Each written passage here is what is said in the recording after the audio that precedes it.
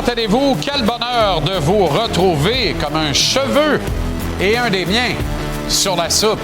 C'est mardi. Excellente fin de journée ou bon début de soirée. La radio pense pas, disait un de ces jours, « Start your barbecue and make some food. It's summertime. » Je pense que ça veut dire, partez le barbecue, faites de la nourriture, c'est l'été. Mais pas sans votre dose de conversation sportive quotidienne. On va pas vous achaler longtemps. Il en reste 3 après ce soir, mais je veux qu'on en profite jusqu'à la dernière minute. C'est tellement précieux. Si vous saviez, si seulement vous saviez. Alors, soyons ensemble jusqu'à 19h vendredi. C'est un rendez-vous. Si ça vous plaît, là, évidemment, pas d'obligation. Alors, la fascinante série finale de la Coupe Stanley se poursuit ce soir à Vegas avec la présentation du match numéro 4 entre les Hurricanes et les Golden Knights. Ces derniers, on est devant 2-1 dans cette étape ultime. Les éclopés s'accumulent comme chaque printemps à mesure que les guerriers avancent dans le 2 mois que dure ce parcours du combattant extrême. Lui, il est notre combattant extrême ici à TVA Sport, a fait fi de toutes les malchances, toutes les blessures, tous les mauvais coups du sort. Il est là, plus resplendissant que jamais. C'est à Vegas, à T-Mobile, qu'on le retrouve. Comment ça va, mon ami Renaud? Très, très bien. Une routine qui a changé aujourd'hui puisque je me suis présenté au rond, comme on dit dans l'amphithéâtre, un peu plus tôt ce matin. Ah bon? Mais l'entraînement s'est fait sans aucun problème, Jean-Charles. Donc, tout va bien de ce côté-là. Il fait beau, il fait chaud à Vegas et on a surtout hâte au match de ce soir. Fantastique. J'ai tellement espéré poser cette petite question, nounoune, mais tellement pertinente dans la série contre le Canadien. Et là, je peux enfin la poser rendue entre les matchs 3 et 4 de la grande finale. Ouais. Qui c'est que goal à soir? Une bonne question, ça. Ça, c'est même une excellente question. Écoute, on n'a pas la réponse finale. Rod Brind'Amour va nous parler dans 1 heure environ. Va-t-il dévoiler officiellement l'identité de son gardien de but? Par contre, Jean-Charles, on va dire ensemble que 1 plus 1 dans la vie, ça égale 2. Et tout indique que Brendan Bossé va être le gardien pour le match de ce soir du côté des Hurricanes de la Caroline. Il n'y a aucun doute, dans mon esprit, que c'est ce qui risque d'arriver. Pourquoi? Parce qu'un gardien de but, ça doit donner confiance à ses coéquipiers. Ça commence comment, Jean-Charles? Avec le langage corporel. Et le langage corporel, malheureusement, de Frederik Andersen n'est pas à point. Et ce qui n'est pas à point non plus, évidemment, ce sont les performances de ce gardien. On est en finale de la Coupe Stanley. Ça a été un grand guerrier, Frederik Andersen. Je suis convaincu que du côté des Hurricanes, on le remercie pour tout ce qu'il a fait depuis le début. Mais maintenant, là, on n'a pas le choix. On n'a pas le temps de commencer à essayer de trouver des solutions, prendre un match de plus pour peut-être relancer Frederik Andersen. On va en reparler un peu plus tard de Frederik Andersen, mais en attendant, c'est même aujourd'hui, là, je m'amusais un peu parce qu'on est dans la ville du vice, comme tu sais bien, et j'allais voir qui sont les prétendants là, pour remporter le Conn Smythe. Je peux t'annoncer que le nom de Frederik Andersen n'y est pas, mais celui de Brendan Bossé y est parmi les prétendants. Je ne te dis pas qu'il y a des chances. Présentement, c'est Mitch Marner qui est largement favori. Mais si, ici à Vegas, on pense que Brendan Bossé est une possibilité, ça me donne l'impression qu'il va disputer le match de ce soir. En même temps, là, contrairement à d'autres sports, on ne détermine pas le joueur par excellence de la finale. On détermine le joueur par excellence des séries éliminatoires. Oui. Mais ça, tu as tout à fait raison. Mais la mémoire est une faculté qui oublie, comme tu sais très bien. Et moi, j'en suis un expert. On en parle souvent de notre groupe d'âge, toi et moi, où on a commencé justement à oublier. Tout ça pour dire, mon ami Jean-Charles, que, admettons, là, je dis admettons, Hurricanes gagne ce soir. Hurricanes gagne à 15 en fin de semaine. Et on revient ici et Hurricanes gagne. Puis admettons que Bossé, là, il a accordé 1 but en moyenne par rencontre. Il arrive quoi, tu penses? Moi, je pense qu'il arrive que ce gars-là va être l'argent. Il arrive que Mitch Marner gagne le Conn Smythe pareil. Non. Je sais pas c'est quoi les odds, là? Non. Pas si Bossé gagne les 3 prochains matchs haut la main puis il donne pas grand-chose. Je te dis pas que s'il donne 2-3 buts par match, il n'y a aucune chance. Mais s'il donne 1 but et moins par rencontre puis il gagne les 3 prochains matchs de suite, Brendan Bossé, s'il ne gagne pas le Conn Smythe, va peut-être avoir un petit problème, mais là où je te rejoins, c'est l'ensemble des séries. Sauf que je te rappelle que la mémoire est une faculté qui oublie. Oui, effectivement. OK. Sébastien Aho, lui, avait oublié comment bien jouer. Il semble avoir retrouvé le manuel. Ça va un peu mieux. Plus actif, plus dangereux avec la rondelle. Ça a apparu dans la remontée spectaculaire des Hurricanes dans le dernier match parce que la passe qu'il fait à Taylor Hall, là, ça n'a pas de bon sens, là, comment elle est savante. Et cette réception de Taylor Hall l'est tout autant. Il obtient aussi une passe sur le but d'Andrei Svechnikov. Le problème qu'on a avec notre ami Sébastien, c'est que dans les 12 derniers matchs, c'est seulement un but, 6 passes et une fiche de +2 avec un temps de glace moyen de 20 minutes 44 secondes par match. Pour un joueur de centre numéro 1 qui est rendu numéro 2, comme on vous a montré hier lorsqu'on vous a présenté les trios, tu t'attends et tu dois avoir de meilleures performances offensives pour espérer permettre à ton équipe de l'emporter. Et c'est là, Jean-Charles, où je trouve que du côté des Hurricanes, il y a encore beaucoup de travail à faire. Je comprends là, que tous les trios sont bons. Il n'y a aucun doute de ce côté-là, mais ça reste que si tes meilleurs joueurs ne sont pas tes meilleurs joueurs offensivement parlant, c'est problématique. Regarde du côté des Golden Knights. On parlait de Mitch Marner il y a quelques minutes seulement. Ce que Mitch Marner fait, c'est tout simplement spectaculaire. C'est 7 points déjà en finale de la Coupe Stanley dans les 3 premiers matchs. C'est le meilleur joueur d'équipe, sans aucun doute. Puis même, quand tu parles à John Tortorella, comme il l'a si bien mentionné, il dit ça, là, c'est un joueur élite dans la Ligue nationale de hockey. Là. Les joueurs élites, là, il n'y en a pas beaucoup, comme vous le savez. Puis Rod Brind'Amour, quand on l'a questionné hier sur Mitch Marner, il a dit, Mitch Marner, quand il jouait contre les Maple Leafs, quand je jouais contre lui à Toronto, c'était la même affaire. Tu lui donnes un peu de temps et d'espace, puis il va te faire payer cash. Alors, c'est ce qui arrive présentement avec Mitch Marner. On aimerait ça que ça arrive aussi avec Sébastien Aho du côté des Hurricanes. Bon, et dans ce sujet, tu réponds pratiquement à la 3e portion de notre conversation parce que on se demande comment les Golden Knights parviennent à faire mal aux 15. Bien, ça commence avec Mitch Marner. Oui. Là, ça, c'est certain, mais j'ai vu une statistique passer aujourd'hui de nos collègues de Edge, évidemment, de la Ligue nationale de hockey, où on parle beaucoup de statistiques un peu plus avancées, mais qui sont vraiment intéressantes. C'est que les Golden Knights de Vegas ont trouvé une façon à empêcher les Hurricanes de passer autant de temps qu'ils le souhaitaient en zone offensive. Quand tu regardes là, dans toutes les rondes depuis le début, les Hurricanes de la Caroline, c'était 46 du temps. Jean-Charles, 46 du temps en moyenne. Pense-y 2 petites secondes dans la zone. Tu sais, c'est énorme. Bien, on a réussi à retrancher ça de façon quand même, je ne dirais pas exponentielle, mais on va dire de façon importante, Jean-Charles. Tu sais, quand on parle ici de pourcentage, plus ton pourcentage baisse, moins tu as de minutes, évidemment, en zone offensive. Donc, on est passé de 46 à seulement 42 dans cette finale de la Coupe Stanley. Tu vas me dire que c'est juste 4 oui, mais ça, c'est le 4 qui fait la différence entre la victoire et la défaite. Aussi simple que ça. Mais une statistique, là, pensez-y, de passer 46 de vos matchs en moyenne en séries éliminatoires en zone offensive. Pas besoin de te dire que les Hurricanes de la Caroline sont premiers à ce chapitre. C'est difficile d'avoir des statistiques aussi relevées. Alors, c'est ce qu'ils font bien.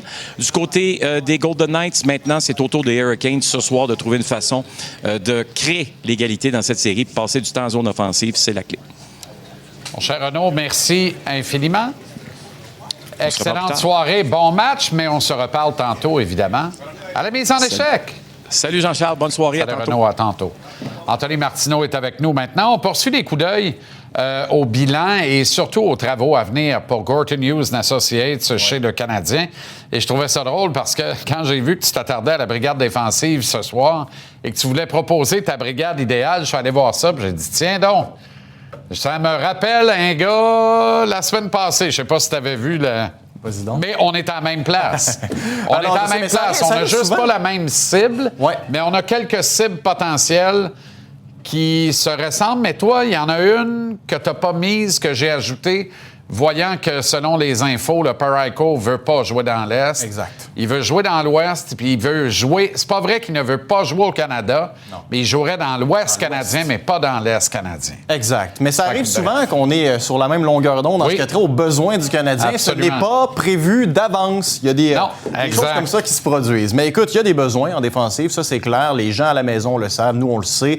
Quel genre de besoins? Bien, pour moi, on n'a qu'à regarder quelles ont été les paires, Jean-Charles, les plus efficaces cette saison chez le Canadien pour débuter. Celle de Lane Hutson et de Noah Dobson, pour moi, est la première paire idéale chez le Canadien de Montréal. Pourquoi? Parce que statistiquement, on génère de l'attaque, on parvient à nourrir nos attaquants et parce qu'on a toujours la rondelle, on défend bien. Et le fameux narratif selon lequel Lane Hutson défend mal, honnêtement, arrêtons. Là. Lane Hutson est vaillant, il va commettre une bourde ici et là, mais il est capable de défendre dans sa zone. Le deuxième duo, pour moi, qui est logique, qui serait idéalement ta troisième paire, Kaiden Goulet et Alexandre Carrier. Si tu as Alexandre Carrier, JC, sur ta troisième paire avec un Kaiden Goulet qui défend de façon robuste comme il le fait en série, c'est un scénario qui est parfait. Alors, voici les paires en regard à ce que je vous montre là, qui seraient, selon moi, encore une fois, j'ai pas le fin mot de l'histoire, mais idéal. Alors, je vous les montre, les potentiels duos que moi, je verrais la saison prochaine. On a un tableau pour vous qui va vous illustrer quels seraient donc ces paires-là. Alors, on revoit le même tableau, mais si on a le tableau... Je peux te le nommer par cœur. Hudson est avec Dobson.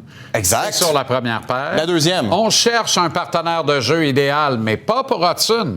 Pour Matheson. Et ça, je suis tellement à la même heure que toi parce qu'il faut absolument éviter de refaire l'erreur de jouer Matheson avec Dobson. Pourquoi? Ça ne fonctionne pas. Bon, pourquoi ça fonctionne pas? Ça aussi, il faut s'attarder à ça. Parce que on a l'air... Alors voilà, là, vous voyez Matheson, acquisition, s'il vous plaît.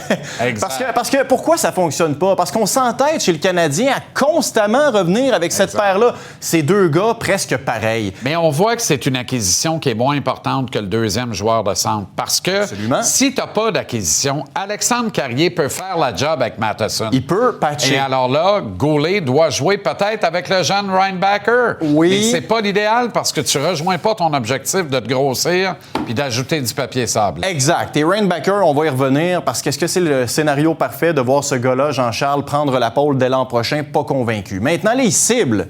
Parce qu'il faut regarder quelles seraient les cibles pour jouer avec Mike Matheson. Bien sûr. Bon, premièrement, écoute, on a un gars qui s'appelle Jacob Trouba, qui est une cible un peu improbable, mais qui serait, selon moi, la cible rêvée. Bon, sa femme, elle est médecin. Jouer au Canada, pour lui, c'est compliqué. Mais pourquoi ce serait la cible idéale? Physique, bloque des tirs, joue en désavantage numérique, fait peur à tout le monde qui essaie d'entrer en territoire de son équipe. Sinon, dans les cibles peut-être un peu plus logiques. Et là, on parle de gars dont le nom est revenu dans les rumeurs de transactions au cours des derniers mois.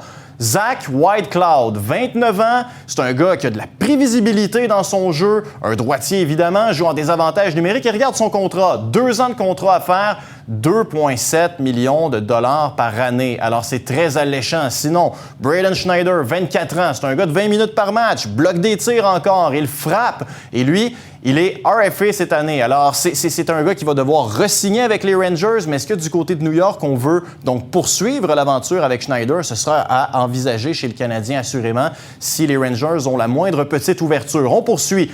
Candidat intéressant à ça. Et là, je sais qu'il y a des gens, peut-être toi aussi, qui vont sursauter de voir ce nom-là, Jean-Charles. Radko Gudas. Quoi? Radko Gudas, 36 ans.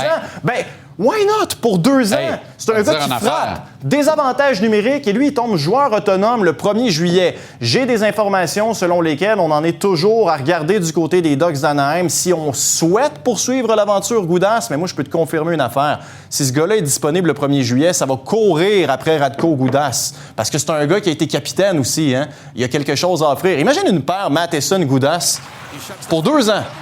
Moi, je pense que ça peut pas être pire que Matheson avec Dobson. Et Goudas t'oblige à avoir la tête bien haute. Sinon, on poursuit. Écoute, on a Goudas, Nick Perbix. Pour les gens qui sont moins familiers avec ce gars-là, droitier qui évolue du côté de Nashville avec les Prédateurs, 27 ans. Un gars qui a un très bon bâton, encore une fois. Un gars qui joue de grosses minutes en désavantage numérique. Et encore une fois, regarde son contrat, 2,750 millions de dollars. Alors... Sinon, c'est peut-être le gars que tu n'as pas vu parce qu'on n'a pas pu le mettre sur le tableau, mais Vincent Desharnais est un gars que j'essaierais... Tu sais, lui, il va tomber joueur autonome 1er juillet. Là. Tu lâches un appel à Vincent Desharnais qui joue 18 à 20 minutes par match, qui a un bon bâton, qui est capable de défendre. « Salut Vincent, comment ça va? » venir jouer chez toi, ça t'intéresse-tu? On aurait une place avec Mike Matheson. Qu'est-ce que t'en dis? Je pense que Vincent Desharnais aurait l'oreille grande ouverte, moi. Oui, probablement, mais ne jouerait pas avec Matheson à ce moment-là. Jouerait avec Goulet sur une troisième paire. Dans un monde Et Carrier idéal. avec Matheson. Ben là, on pourrait les interchanger. On serait mieux outillés qu'avec un Jack parce que tu vas chercher ta toughness. Fait que tu l'as. Voilà. Ouais, c'est intéressant.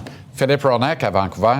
Philippe Hronek à Vancouver, si les Canucks souhaitent la séparation, parce que là, il est toujours question... Ben, en fait, c'est souhaitez-vous reconstruire, oui ou non? Oui ou non, exactement. Mais si Philippe Hronek est disponible, là, tu as un bel hybride entre générer de l'attaque et défendre. Et Hronek est capable de prendre des coups et d'en donner aussi. Alors moi, je serais vraiment pas contre l'idée d'un Hronek qui est droitier, qui compléterait bien Mike Matheson aussi. Alors, moi, là, ce que j'entends là, avec cette discussion-là, Jean-Charles, c'est que les candidats pour évoluer aux côtés de Mike Matheson sur un deuxième duo à Montréal, ils sont là. À un moment donné, je sais que ça va peut-être coûter cher, soit en termes d'argent ou en termes d'actifs à donner, mais tu n'as pas nécessairement le choix d'essayer un pitch. Pourquoi? Parce que là, on s'en va sur le sujet Reinbacker, Jean-Charles. Est-ce que l'an prochain, puis je te pose la question parce que je veux t'entendre, David Reinbacker, qui n'a pas joué une saison complète depuis 4 ans, est prêt à débarquer à Montréal et à aider ton équipe à être meilleure selon les besoins actuels? Non. La réponse est non. David Reinbacker peut et devrait jouer dans la Ligue nationale l'an prochain, pas ici.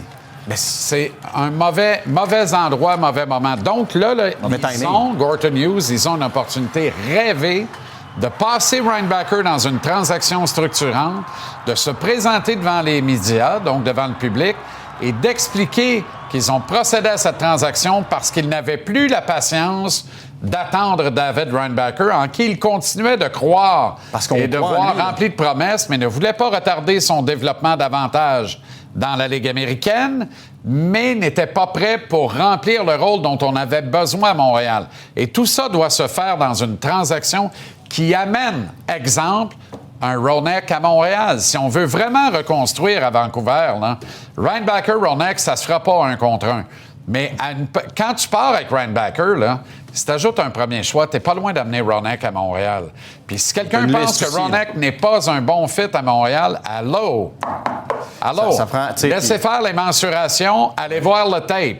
Ouais. Il joue comme un 6-3. Je pense qu'il est plus tough que Parayko. Ah non, il est tough certain, là, je veux dire. Mais tu sais, puis là, toi, tu parles d'échanger Reinbacker. Moi, je suis pas prêt à aller jusque-là. Ce que je veux dire, c'est que la question à se poser, est-ce que Reinbacker... Non, mais la question à se poser, c'est est-ce que Reinbacker peut t'aider à être meilleur que tu ne l'étais défensivement l'an prochain? La réponse est non. Faut que tu exploites toutes les avis. Hronek peut le faire, assurément. Alors, Reinbacker, bye. Est-ce que tu es prêt à te débarrasser de Reinbacker? Gallagher, bye. Pour Hronek, tout de suite. Tout de suite, le plan, c'est maintenant. On avance. Je suis d'accord que le plan, c'est maintenant. On sort un 22, on rentre un 27. Ça, je suis d'accord, pareil. On avance, tout va bien. L'affaire est ketchup. La fenêtre n'est pas éternelle. La fenêtre n'est pas éternelle. On ne l'est pas, personne d'ailleurs. Non, c'est vrai, c'est pour ça que je suis content de t'avoir vu, mon ami. Ah, bon, c'est ça. Adieu. Bonsoir, salut. Bonne nuit. Il est parti. C'est bien le fun. C'est ça. Billet de saison vers 18h tantôt. Quelles sont les valeurs de Jacob Dobesch, Ivan Demidov et Zachary Bolduc pour le Canadien? Mais là, vous allez voir que c'est intéressant. Pavoisez pas tout de suite, puis sabrez pas le champagne du nouveau contrat de Dobesch tout de suite. Je suis loin d'être sûr qu'on va le prolonger, moi, dans les prochaines semaines. Je vous explique pourquoi à 18h tantôt. On va parler des Alouettes au retour avec le bon Mathieu Beckel. Le bon, que dis-je? La brute? Non. Le truand? Certainement pas. L'excellent Mathieu Bédard. Au retour des messages.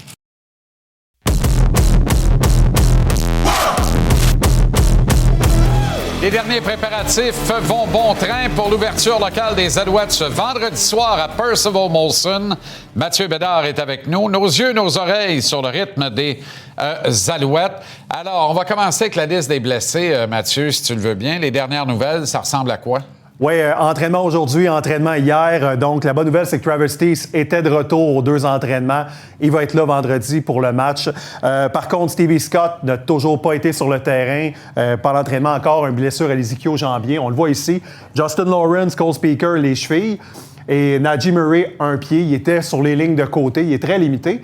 Un nom qu'on voit plus bas, Tyrese Beverett, qui hier était à l'entraînement, mais aujourd'hui était absent à raison d'une blessure. Il y a du gros gibier là-dessus, Ouais, parce que Lawrence a été sensationnel Oui. dans la victoire à Hamilton. Speaker, c'est Speaker.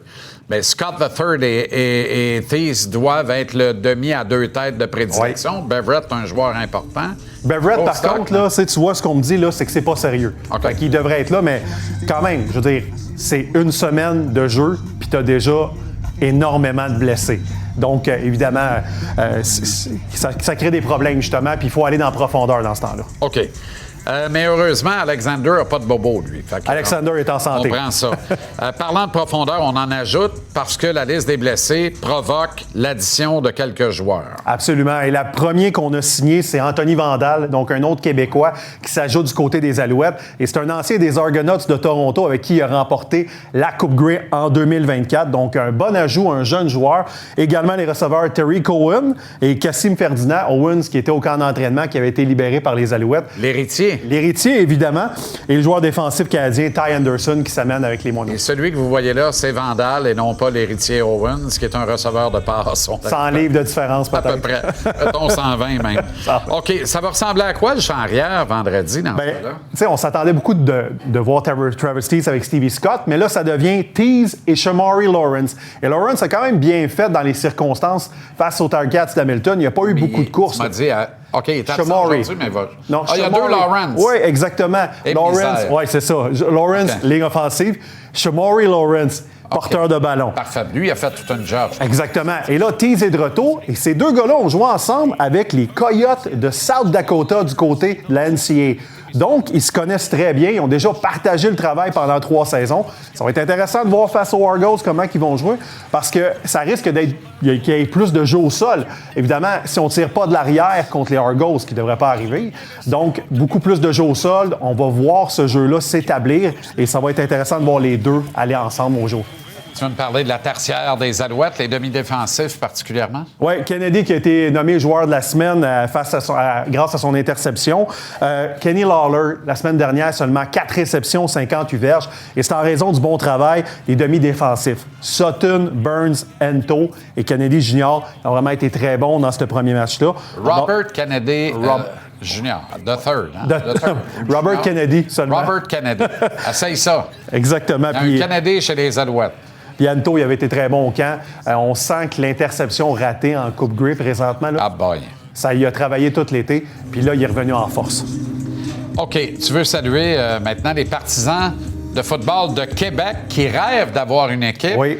T'as entendu hier, Marco Dubois avait un bémol là-dessus. Moi, je suis confiant. Moi, je suis confiant. Là, pourquoi pas? Ben oui, mon Je pense hypothèse. que le club débarque puis ça part. 2029-2030, mon hypothèse. J'ai pas d'infos, c'est mon hypothèse. On a eu droit, intéressant, sur la page Facebook de Choc FM à Québec, de quelques suggestions d'équipes. Donc, je vous présente le Blizzard de Québec. Blizzard, c'est intéressant. Ouais. En hommage au Blizzard du séminaire Saint-François. J'aime ça. Les Royales de Québec par Arnaud Choquette. Ça, j'aime les couleurs avec le lion, là. Les couleurs sont pas payées. Ouais, évidemment, Patriote de Québec, classique. La Muraille de Québec, on a eu les Béliers également, donc plusieurs suggestions. Je trouve ça le fun. Le regretté Jean Lapointe proposait les Aigles bleus Les Aigles de bleus. Québec, je pense, ou quelque chose comme. Je trouvais pas ça ça? magnifique. Ouais. Comme à Moncton, à l'université, remarque. Merci, Mathieu. Merci infiniment. Merci. Marinaro s'en vient au retour. On a tout un menu pour vous autres. On revient, ce sera pas long. Restez là.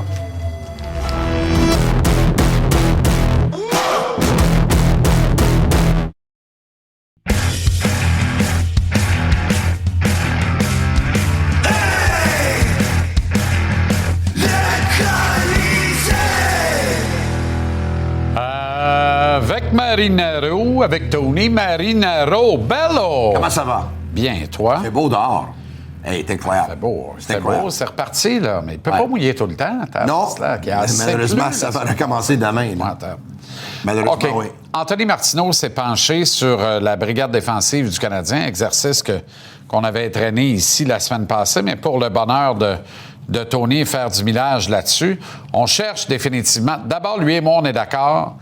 Hudson, on l'a, son partenaire de jeu, c'est Noah Dobson. Fait qu'il faut arrêter de dire on cherche un partenaire fiable pour Lane Hudson, parce que si ce n'est pas Noah Dobson. Ça veut dire que Dobson joue sur une troisième paire parce que il ne peut plus jouer avec Mike Matheson. On l'a vu. C'est les pires stats avancés de toutes les paires de défense qui ont été formées à Montréal cette année. C'est deux joueurs de dimensions similaires qui ne sont pas capables de faire la paire. Alors que la meilleure paire qui a été assemblée par Martin Saint-Louis cette année, c'est Hudson et Dobson. Mais l'ensemble, tabaslac. Et cherche un gars tough pour Mike Matheson. Chaque fois que Matheson est sur la glace... Je préfère avoir un gars plus tough pour jouer avec Lane Hudson parce que Lane Hudson... Écoute, commence à être de plus en plus sur les plans de match des équipes adverses pour frapper Lane Hudson. Oui, mais pour il ne viser l'atteint Lane pas tout Hudson. le temps. Donc, j'aimerais avoir quelqu'un d'assez physique et assez intimidant. Puis en passant, là, je dis pas non à Dobson parce que j'ai aimé Dobson à côté de Lane Hudson. Dobson est capable de faire la job. Tu sais, oui, il est capable de faire la job. Mais dans un monde... Oui, il est capable de faire la job. C'est pas l'idéal, mais dans un monde idéal, le vrai monde idéal, la première affaire, là, Hudson a ramassé des points à appel et des votes pour le trophée du défenseur par excellence de la saison, le trophée Norris. Tout ça en jouant du mauvais bord pour le 3/4 de la saison et en changeant de partenaire 6 fois dans l'année. Arrêtons, là. Si tu lui donnes Dobson à l'année longue, je te le dis, Tony, ça va bien aller. Je vais aller plus loin. Si le Canadien a un des meilleurs attaques de la Ligue nationale, et si le Canadien a un jeune noyau plein de talent, des joueurs créatifs, pourquoi Mike Matheson doit passer plus de temps sur la glace que Lane Hudson? Donc, j'adore Mike, mais qu'est-ce que je veux dire, c'est que si Lane Hudson devient le gars qui passe le plus de temps sur la glace pour les défenseurs des Canadiens, à ce moment-là, son partenaire peut être Dobson. C'est la première Mais part. quand c'est Matheson qui passe le plus de temps sur la glace, à ce moment-là, ils vont vouloir mettre Dobson avec lui parce que ils vont mettre Matheson puis Dobson contre les meilleurs trios adverses. Et Donc, c'est au vrai, lieu de c'est vrai que Matheson défend bien. Pour moi, il défend pas mieux qu'Hudson. Hudson défend très, très bien. Puis je suis pas loin d'affirmer que c'est le meilleur du Canadien pour défendre. Mais Matheson défend bien. Mais Matheson pas capable de cleaner le net. Fait que le gars tough qu'on veut, qualité top 4, faut qu'il joue avec Matheson, puis que lui se charge de clairer le net. Et ça va permettre plus de liberté à Matheson en relance puis en jump pour appuyer l'attaque. Le Canadien va être un meilleur club. C'est qui ton candidat? Parce que moi, il n'y a aucun doute que c'est Colton Parayko. Il ne veut pas jouer dans l'Est. Il veut jouer dans l'Ouest. Et c'est pas vrai qu'il veut pas jouer au Canada, mais il est prêt à jouer dans l'Ouest canadien. Excellent défenseur. Il a été parti d'équipe Canada aux Jeux olympiques, puis il a été là. Je trouve qu'il est sur le déclin. Et là, c'est peut-être une niaiserie que je vais dire, mais je vais le dire quand même. Il y a 8 ans de différence entre Goulet et Parayko. Je pense que si Goulet reste en santé, dans 4 ans, 3 ans, Goulet peut offrir le même genre de jeu que Colton Parayko offre en ce moment. Ouais. Goulet ne changera pas de bord, par exemple. Il va être encore gaucher dans 3 ans. Oui, ça, je comprends. Mais si le Canadien, si Colton Parayko voudrait venir jouer pour le Canadien, il y a des fortes chances que les Blues vont demander pour Goulet. On parle à peu près pas rien. Parce que et si le grand défenseur géant formant côté droitier était Logan Mailloux? Non, s'il devient ce joueur... Parce qu'il peut devenir ce joueur-là. Là, Mailloux, aucun doute. Tu sais, il fait 6 pieds 4. Mailloux était condamné à Montréal. Il fait 6 pieds 4, il fait 215, il est droitier. Ça se peut qu'il devienne le gars qui frappe beaucoup. Grand défenseur formant géant ça droitier. Allait meilleur, ça allait. Mieux, ça allait. Là. À la fin de saison, ça allait très, très bien pour Logan Mailloux. Par contre, on est content avec Zach Bolduc, puis toi puis moi, on croit que Zach va marquer 30 buts ici. Ben oui, aucun doute. Les marqueurs de 30 buts, ça court pas les rues. Radko Gudas. Pourquoi Anaheim se départirait d'un gars de même quand? Faute d'argent dans la structure, puis ainsi de suite. Écoute, c'est une équipe qui a beaucoup de jeunes joueurs de talent, mais des remplis de kids, oui. Moi, je pense qu'ils garderont pas et Trouba et Gudas. Il y en a un des deux qui va s'en aller. Lequel? Prends-tu Trouba avant Gudas? Mais Trouba est agent libre. Moi, Trouba, je le prendrais dans mon équipe. Là. Sauf que... Est-ce que Trouba, c'est le gars qui va faire la job avec Mike Matheson? Moi, je pense que Trouba peut faire la job avec n'importe qui. Tu le vois encore dans un top 4? Moi, je le vois encore dans un top 4, ça, c'est sûr. OK, curveball. Oui. David Reinbacher, premier choix, et Brendan Gallagher, puis un bon pitch, et on amène Philippe Hronek de Vancouver. Philipp Hronek, je l'aime beaucoup. Un 6-1 qui joue comme un 6-5. Pourquoi Reinbacher ne pourrait pas devenir... plus tough que Parayko. Pourquoi Reinbacher ne pourrait pas devenir meilleur que Hronek? Parce qu'il n'y a pas la toughness qu'on cherche. Puis on cherche la toughness. Puis Reinbacher n'a pas encore joué une saison complète en 4 ans. Il était taxi squad et blessé pendant les séries. Ça en dit long encore. Est-ce que je trouve que le fit est parfait de compléter la transaction que les deux équipes... et d'expliquer aux gens que on aimait beaucoup Reinbacher, on croit toujours autant à Reinbacher, mais on devait, dans le plan, compte tenu de où on est, on ne pouvait plus attendre après David. Puis on cherchait un gars avec un ADN un peu différent parce qu'on a des moving puck defensemen à appel, des gars qui ont un upside offensif. Tu sais, on est allé chercher Dobson. Ça condamne, qu'on le veuille ou non, ça condamnait Reinbacher tôt ou tard, même si on a Logan Mailloux, parce que je pense que le petit Carrier modifie les plans d'organisation et force l'organisation et donne une prolongation de contrat. Je ne suis pas sûr. Ce dont personne ne parle, d'ailleurs. Je ne suis pas sûr. Tu laisses Carrier jouer la dernière année de son contrat, toi? Je pense qu'il y a des possibilités que Reinbacher pourrait être sur un 3e duo de défenseurs. Puis il peut commencer là dans les nationales. C'est un gars qui était choisi 5e. Là. Il n'était pas choisi en 5e ronde. Il était choisi 5e au total. Fait que là, tu as un bon vétéran qui a été ton défenseur le plus stable pendant le mois et demi que tu as joué en série cette année. Puis tu vas laisser partir ça pour recommencer avec un kid dont tu n'as aucune garantie. Faut pas qu'il parte. Qui plus est, il va faire la paire avec Goulet. Puis c'est 2 gars qui s'emballent dans du papier bulle pour aller pratiquer le matin. Faut pas qu'il parte. Et si Carrier devient... Tu peux pas en garder 9, là. Et si Carrier devient le 7e du Canadien? Carrier, le 7e du Canadien. Si on va arrêter la chronique, là, parce que ça n'a pas de bon sens. Je te pose une question. Tony a pris du soleil après-midi. Arrête-moi ça. J'ai pris beaucoup de soleil. Carrier, 7e, Tony, tabarnak. C'était ton meilleur défenseur dans les séries. Arrête. Je vais te poser, oui. Puis Brad Howden, c'est un des meilleurs attaquants de Golden Knights de Vegas. Ben oui. Il n'est pas meilleur que Jack Eichel. Ça n'a rien à voir. Là. Je te pose une question. Là. Mais Howden s'en va où? Caden Goulet a été très, très bon dans les séries aussi. Howden va au bout de ta famille. Howden s'en va où après les séries? Non, mais je te pose une question. Alors, Carrier s'en va nulle part, arrête. Je te pose 25 pour 5, règle ça tout de suite, c'est fini. Moi, j'ai pas dit... Tu donnes des contrats faciles, toi. Moi, j'ai pas dit que Reinbacher va prendre la place de Carrier au mois de septembre. J'ai dit que éventuellement, quand le contrat de Carrier prend échéance... Dans un an? Dans un an. OK, ça veut dire que... Fort probablement, Reinbacher pourrait être le défenseur droitier sur le 3e duo. Considérant que tu accepteras Et Carrier pourrait être un 7e pour le Canadien à ce moment-là. Encore une fois, va au bout de ton idée. Le Canadien n'acceptera pas de laisser partir Alexandre Carrier pour rien le 1er juillet 2027. Ça veut dire que l'an prochain, au cœur d'une saison, tu vas fighter pour la tête, alors qu'il va te rendre encore de précieux services. Tu vas arriver début mars au trade deadline, puis tu vas échanger Carrier. J'ai pas dit qu'ils vont le laisser partir. Tu penses que Reinbacher va prendre son job? Tu viens de dire tu donnes un contrat de 5 ans à 5 millions de dollars par saison. Je ne suis pas convaincu de ce contrat-là encore. 4, 4,5, 5. Qu'est-ce qu'Alexandre Carrier, un petit gars d'ici, au Québec-Site, a de plus à faire pour te convaincre que le Canadien sur le cœur, il laisse toutes ses trips à la glace à tous les soirs. Il n'y a rien à prouver de plus. C'est un bon vétéran, un bon ambassadeur pour l'équipe, il fait un maudit job. Surtout s'il est là, à droite, la 3e paire de défense. Je comprends, mais on ne va pas échanger Reinbacher qui t'a choisi 5e parce que Carrier il aime ça ici puis il vient de la place. Ça n'a rien à voir. C'est le débat. Reinbacher passe et Hronek entre parce que tu fais un jump de 6 ans en avant avec un gars établi qui a encore un bon contrat, qui ne déflaboxe pas ta calotte salariale. Tu viens chercher une pièce manquante qui te donne la toughness dont tu as besoin, le leadership qui te manque, puis qui en plus a un pas pire upside, puis il joue chien, puis il aime ça, puis il en veut. J'aime Hronek, pas convaincu, j'échangerais Reinbacher pour Hronek. Pardon? Je suis pas convaincu. C'est ton opinion. Reinbacher, mais c'est correct. C'est ton opinion. Ils ont choisi 5e, ils vont l'échanger pour Hronek. Hronek, il est bon, là. Choisi 5e dans une année où il n'y avait pas de défenseur. Arrête, là. Hronek qui est bon. Il n'y a pas personne demande. Puis tu le sais, à part de ça. Rappelle les scouts, il n'y a pas un chat qui pense que Reinbacher, c'est un 5 overall. Arrête ça, là.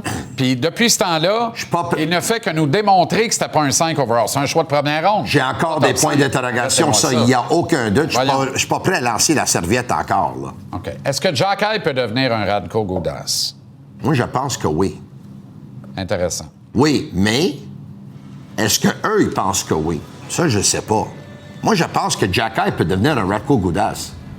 Radko Gudas, c'est pas un grand joueur de hockey avec les meilleures lectures au monde puis le plus efficace. Mais Non. c'est Non, mais c'est un grand leader, par exemple. c'est un grand leader. Mais Jack peut être un leader aussi, là. Je pense que oui. Jack est très, très respecté, très apprécié dans ce vestiaire. Moi, je trouve que C'est Jack probablement a ce fait... qui va sauver son mandat à Montréal. Je pense que Jack a pris des pas en avant en séries éliminatoires. Mais ça ne veut pas dire non plus, parce qu'il a connu des bonnes séries éliminatoires, que c'est garanti que Jack va signer une prolongation de contrat. Ça se peut aussi, lui aussi, qu'il soit échangé durant l'été. Non, mais une offre Le Canadien commence à avoir beaucoup mais de défenseurs. Là. Il y a Engstrom, il y a Pickford. Il y a un il y a- des 4 gars qui a une offre qualificative, tu peux y faire à 1,5. Ouais. Ils vont y faire, Tony. Ouais. Ça fait pas mal, là. Comme Joe Veleno, probablement qu'on va dire à Joe, garde, va sur le marché le 1er juillet. Puis si au mois d'août, tu n'as pas trouvé preneur puis qu'il nous reste un spot, puis un casier de libre pour lequel tu peux venir fighter, on va s'entendre. Je pense que ça Je fait pense du que bon Joe sens. n'aura pas d'offre qualificative, mais Jack va en avoir une. Je ne- Doc va en avoir une. Puis je pense qu'on va signer un bridge avec un bridge de 4 ans avec Zachary Bolduc. Je ne serais pas surpris si Joe n'est pas de retour. Puis je souhaite à Joe de rester dans la Ligue nationale, mais je ne Parce serais que pas pour surpris. l'info d'hier, là, Je serais pas surpris. à 3 ans, le Canadien a encore une patte sur Zach Bolduc. OK. Donc, le Canadien va essayer 5 ans ou plus Ouais. à bas prix. Sinon, on va se rabattre sur 3 ans. Pire Ouais. scénario pour le Canadien, 4 ans. C'est exactement le scénario Bolduc. Ouais, je comprends. 4 ans pour être libre comme l'air au bout du 4 ans parce que tu me cheap labor, parfait. Ouais. Dans 4 ans, je vais être libre d'aller signer ailleurs. Oui. Je Dans pense, 4 ans, il y a 27 ans. je pense que c'est un 3 ans qu'il va signer. 3 ans, c'est très possible. Je pense que c'est un 3 Très, ans. très possible. Tu sais, tu as 3 Très ans possible. pour te prouver, c'est bon pour le Canadien, c'est bon pour Zach Bolduc. Très possible. Très possible. Mais tu Joe sais, Veleno. quand tu écris un contrat, il Ouais. n'y a jamais personne qui a garanti dans un contrat, à moins que je fasse une grossière erreur, Ouais. le nombre de temps de jeu que tu vas avoir Ouais. à 5 contre 5, en avantage numérique, puis qui va être ton joueur de centre. Ça ne s'écrit pas d'un contrat. Oui. tu sais. Je souhaite que Ça, Joe... je pense que ça fait peur au clan Bolduc. Je pense de ne pas me tromper en affirmant ça. Je pense que oui. OK, Danny En parlant Dubé de Joe- pense que Sam Montembeault a une très bonne valeur sur le marché. Très bonne veut dire quoi? Il peut pas avoir un valeur c'est-à-dire que plus... Il c'est peut pas- pas avoir un valeur plus qu'un deuxième choix, c'est impossible. Quand on dit une très bonne valeur, ça veut dire que c'est peut-être pas un throw-in dans une transaction, mais c'est peut-être une transaction pour un asset ailleurs ou peut-être pour un choix de deuxième ronde. Oui, oui, OK. Parfait. Mais même Lequel si c'est un choix deux- peut permettre un package faire une autre transaction? Oui, je comprends, mais on sait que les Canadiens, déjà, ils peuvent se départir de leur choix de pêcheur. C'est pas tous les choix qu'ils peuvent jouer ici. Fait que toi, Philippe moi, je ne Ronak, pense- je ne David pense- Reinbacker, 1 contre 1, tu le fais pas? Imagine, j'ajoutais un first pick Mais Gallagher, moi. Oui, mais t'as mentionné aussi que de mettre un premier choix, là. Oui. T'as dit. Oui. Non, mais Ronak, Reinbacker, one-on-one, tu le fais pas. Pense-y jusqu'à demain. Prends vraiment le temps je d'y sais penser. pas. Prends le temps d'y Tu me penser. demandes si Ronak est meilleur que Reinbacker? Évidemment, oui. Hier, si tu me demandes que aujourd'hui, Ronak demain. va être meilleur que Reinbacker pour les prochains 2 ans? Évidemment, oui. C'est quoi ton plan? Tu veux-tu gagner? Puis tu veux gagner quand? Tu veux-tu toujours te projeter sur Je des veux- gars de 21 je veux que tu te essayer- dis, quand ils vont avoir 28, m'a gagné? C'est quoi le contrat Tu veux- de Ronak? Parce que ta gang que tu as là, C'est quoi le contrat de reste Ronak? encore 5 ans, 6 ans, à 7,8, une affaire de même. Beaucoup d'argent, mon 7,4, 7,3, 7,4. Il est en bas de notre gang, là. Mais il est plus que Matheson puis plus que Goulet. Ben, j'espère, Ben, Tabaslac. c'est beaucoup d'argent, je trouve. J'espère qu'il est plus que Matheson puis plus que Goulet. Je trouve que c'est beaucoup Arrête ça. d'argent. Moi, je trouve que c'est beaucoup Il est d'argent. 2 millions et plus en dessous de Dobson. Moi, je donne une autre année pour voir comment ça se place pour Reinbacker. Rien à perdre. Il peut juste s'améliorer. Pourtant, chaque fois que je jase avec Angie, elle me dit que la dernière affaire que tu souhaites pratiquer, Oui. c'est le tantrisme. Alors, tu gardes ça pour l'aspect sportif. Ça se peut pas. Au moins, tu fais juste jaser avec Angie. Ben, c'est ce que nous faisons de louables efforts pour te faire croire. T'as une belle maison en passant. Si jamais tu trouves mes bas, tu l'amènes au travail demain. C'est fait. Sauf que le chien les avait mangés.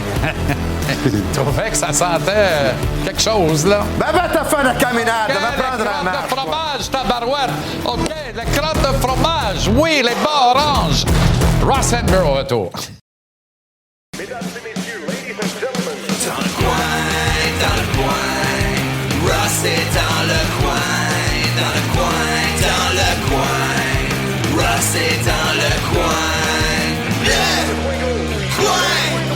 Ross est dans le coin. Dans le coin, Ross Amber, en studio, comment ça va le coach? Ça va, mon ami? En forme? Ça fait longtemps, Tabaslac. Mais je me rappelle la fois où tu m'as dit on ne se reverra pas avant 6 mois. Tu as tenu parole. Il me semble que ça fait longtemps. Hein? J'ai fait Liverpool 2 semaines. Après ça, Égypte. Puis même avant ça, tu étais parti avant ça. T'as fait un crush à New York aussi. On a fait New York, oui, absolument, absolument. Mais c'est bon. Comment je peux plaindre pour ça, mon ami? Ben, d'aucune façon, je pense. D'aucune façon. OK, parle-moi de ton livre, Ross, qui va sortir prochainement. Carrière exceptionnelle, ça, on le sait. À quel moment t'as dit « je vais écrire un livre » ? Bien, ça fait longtemps. OK, ça, c'est le livre. Mais je veux te conter quelque chose avant qu'on parle de ça. Quand la maison d'édition en Angleterre m'ont proposé d'écrire un livre, j'ai dit, ça me fait plaisir, je veux le faire. Je veux au moins laisser quelque chose de ma carrière dans boxe. Puis j'ai dit, écoute les gars, par contre, il faut que tu comprennes ça. Je peux pas imprimer un livre en anglais sans le faire en français. Il faut absolument... C'était une condition de les négos qu'on a fait avec... On avait compris que tu le fasses pas, mais on est honoré que tu l'aies fait. Bravo. Mais la chose, c'est qu'on n'est même pas encore arrivé à une entente avec une maison d'édition au Québec. Fait que la maison d'édition en Angleterre puis moi, on a décidé de partager les coûts de ça. Et c'est nous qui va l'imprimer en français pour distribuer. Parce que je peux pas avoir fait ma carrière au Québec puis bâtir ma carrière de 48 ans dans la boxe, en venant de Montréal puis pas le faire en anglais. Fait que maintenant, c'est écrit il est écrit en anglais, mais en français, ça va être appelé Inégalé. Inégalé, un mémoire de boxe. Formidable. Quelle histoire, parce que tu racontes beaucoup d'histoires de ton parcours là-dedans. Laquelle est pour toi vraiment un souvenir immémorial, un souvenir formidable que tu racontes? Mon Johnny, je pense qu'il y en a deux. C'est sûr que la soirée le plus important dans ma vie, c'est quand Otis Grant est devenu champion du monde. Puis pour comprendre le contexte... Puis ça, je travaille dans des gros combats avec des plus grands boxeurs de l'histoire. Oui. Je m'attendais pas à celle-là, mais c'est magnifique encore une fois. La raison pourquoi je dis ça, c'est parce que j'ai commencé à entraîner Otis quand il avait 13 ans. Et moi, j'avais juste 20 ans. On venait d'ouvrir notre gymnase et j'ai toujours dit que tu vas devenir champion du monde, tu dois devenir champion du monde. Puis mon rêve, quand j'ai embarqué dans la boxe, était justement pour créer un champion du monde. Comme de bébé, là, de l'âge de 13 ans, de créer une vraie champion. Pas juste d'en signer une qui sortait des Olympiques ou quelque chose, de vraiment en créer une. Fait que ça, c'était pour moi, ça va toujours être la soirée le plus important pour moi quand Otis est devenu champion du monde. Mais l'autre, à chaque fois que je fais quelque chose dans la boxe, à chaque fois que je réussis un certain niveau ou maintenant l'intronisation et tout, je pense qu'à mes tout débuts dans la boxe, quand Vinny Curto m'a donné mon opportunité de devenir un entraîneur. Mais pas de devenir un entraîneur, mais de la croyance comme quoi que je pouvais devenir un entraîneur. Quand tu as 18 ans, puis un gars qui est classé dans le monde, il dit, toi, là, tu sûrement été un entraîneur dans une autre vie parce que tu en connais plus que tous les autres gars ici. Là, on est dans le Club olympique, le plus fameux club de l'histoire de la boxe au Québec, puis on est là, puis il est en train de me dire ça. Tu peux imaginer que ça fait à l'ego d'un jeune de 18 ans. Fait que, ego ou confiance, si tu veux. Fait que je me réfléchis toujours à ça, de qu'est-ce que j'aurais fait si Vinny m'avait pas donné cette opportunité-là. Y a-t-il une histoire que tu aimerais oublier, mais que tu pouvais pas éviter de raconter là-dedans? De oublier. Ou ignorer, parce qu'il y a des choses qu'on oublie. Probablement, la chose qui m'a fait le plus de peine, si tu veux, c'était ma relation avec Daniel Cloutier au Journal de Montréal, à l'époque. Ça, c'était la chose qui était le plus troublant pour moi. Il y avait quelque chose contre moi, puis à l'époque, j'étais un entraîneur montant. À un moment donné, j'avais 3 boxeurs qui étaient champions canadiens tout en même temps. Victorio Salvatore, Howard Grant, Otis Grant. Ils étaient tous en train de grimper les classements mondiaux et tout. Puis il nous a jamais donné de crédit pour ça. Puis quand Otis a subi sa première défaite, je le parle dans le livre, quand Otis a subi sa première défaite, il était le premier à m'appeler pour avoir une histoire. Et ça va toujours être gravé dans ma mémoire, ça, qu'il a fait ça. Puis Je suis certain qu'il y avait beaucoup de monde dans le monde, le média ou dans le box qui écoutait qu'est-ce qu'il disait. Mais à fur et à mesure, j'ai réussi à changer la vague, si tu veux, et le monde, ils ont commencé à comprendre que qu'est-ce que je faisais, c'était bon pour la boxe, puis que j'étais vraiment un passionné de boxe, puis j'avais un certain succès. Tu parles de tes débuts jusqu'à Rival. Comment ça naît, Rival? À quoi tu penses? C'est parce que tu es un grand technicien, puis tu dis, je suis pas content des équipements, m'en faire à mon goût. Non, en fait, non, c'était pas pour ça. Moi, ça fait depuis 1985 que je vendais de l'équipement de boxe. OK. J'ai commencé avec 2 compagnies américaines qui n'existaient pas avant. Ils étaient des nouveaux compagnies. J'ai décidé de vendre du stock ici au Québec. Mais je l'ai fait, mon Johnny, juste pour avoir comment je pourrais dire ça, une source de revenus pour moi, pour rouler mon gymnase, pour amener mes boxeurs en voyage, pour aller à des tournois de boxe. Je faisais ça pour ça. Et à un moment donné, c'était devenu très cher. C'était à l'époque où le dollar canadien, c'était à 1,40 américaine. C'était difficile de faire de l'argent. Je vendais. À la fin de l'année, je faisais pas une scène. Fait que c'est là que j'ai eu une visite, et je parle de ça dans le livre. J'ai eu une visite d'un fabricant d'équipements. Il m'a offert de faire ça. Je lui ai demandé c'était quoi le minimum. Il dit qu'un container, mon ami. Un container, monsieur, j'ai 2000 $ à mon nom. Je peux pas t'acheter un container. Il est revenu le lendemain, il dit je vais prendre ton 2000, puis il dit je vais te faire ton équipement. Il dit je pense Rival va aller loin. Et c'est comme ça que ça a commencé. Formidable. Tu veux qu'on se rappelle de quoi en terminant? Rappel de quoi? De quoi? Juste rappelle comme vous voulez, mon Johnny. La Toi, passion. regarde comment nous, on a commencé notre relation, tu vois? Ouais. Et pour moi, c'est important peut-être d'être franc, d'être straight. Et c'est à cause de ça qu'on est devenus des amis, puis je suis encore ici. Même si j'étais franc, puis je criais après toi, tu as réussi à m'inviter sur ton émission. Procurez-vous ce livre lorsque ça sort en français. Yes, sir. Inégalé. Merci infiniment, Ross. Merci, Bonne mon Johnny. intronisation au temps de la renommée de la boxe. Merci beaucoup, mon Ce ami. week-end. Merci bien gros, mon ami. On s'arrête en pause. Un gros 60 minutes commence au retour avec le billet de saison et Philippe Boucher. Reste là.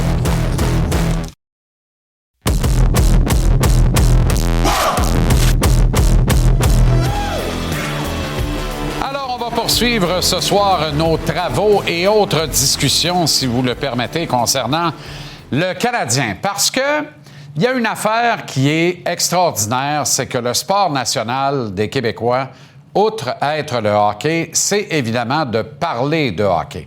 Il y a un grand sage qui a dit ça dans un passé quelconque. C'est facile et plutôt agréable de jouer le Monday Morning Quarterback, le gérant d'estrade, de concocter des transactions et de négocier des contrats à la machine à café.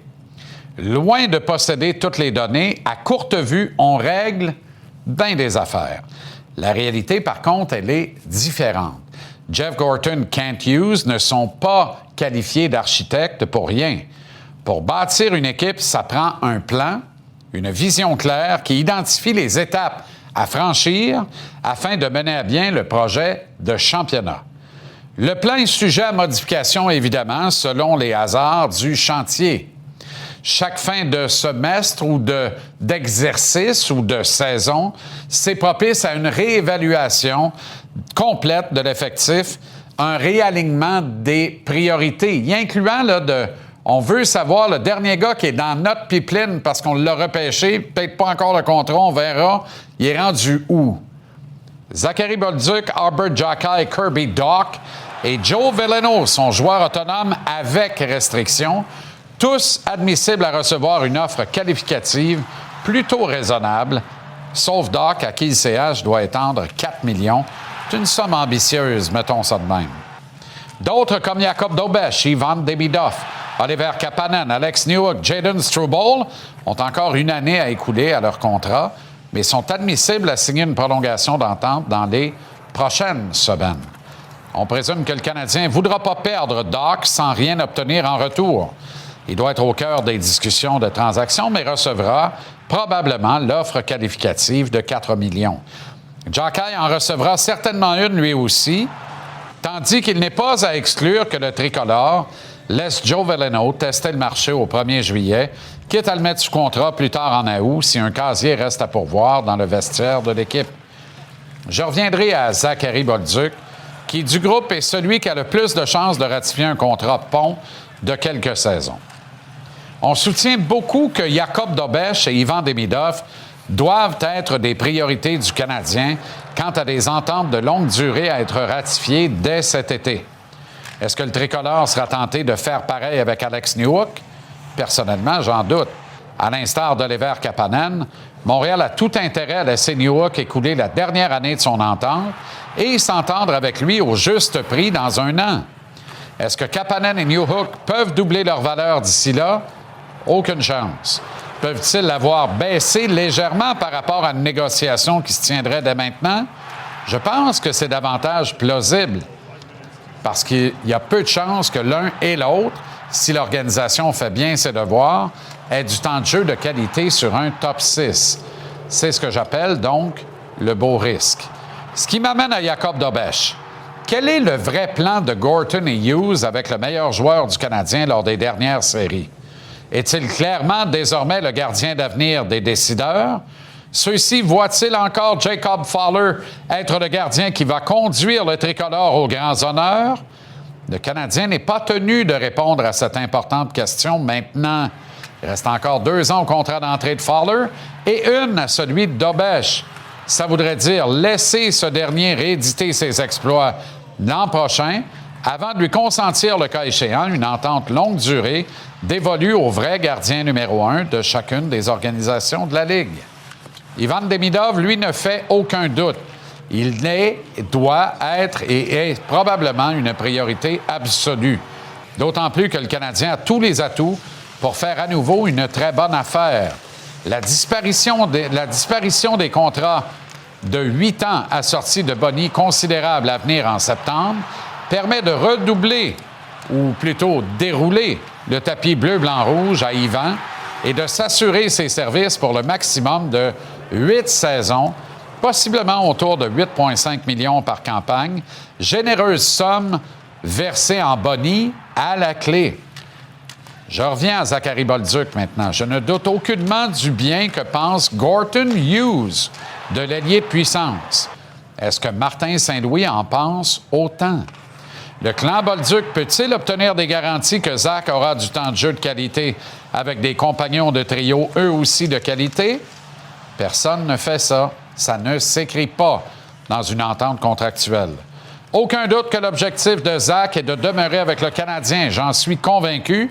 Il veut gagner la Coupe Stanley ici à Montréal. Mais une entente longue durée lui ferait perdre beaucoup trop d'argent à ce moment-ci de sa carrière. Il doit viser un contrat pont, idéalement de 4 ans, afin de pouvoir profiter d'une autonomie complète à son terme. Est-ce que le CH va préférer 5 ans pour capitaliser davantage sur la valeur de Bolduc versus son rendement projeté? Ou préférera-t-il s'entendre sur 3 ans afin de conserver un lien restrictif sur Zach à l'issue de son contrat?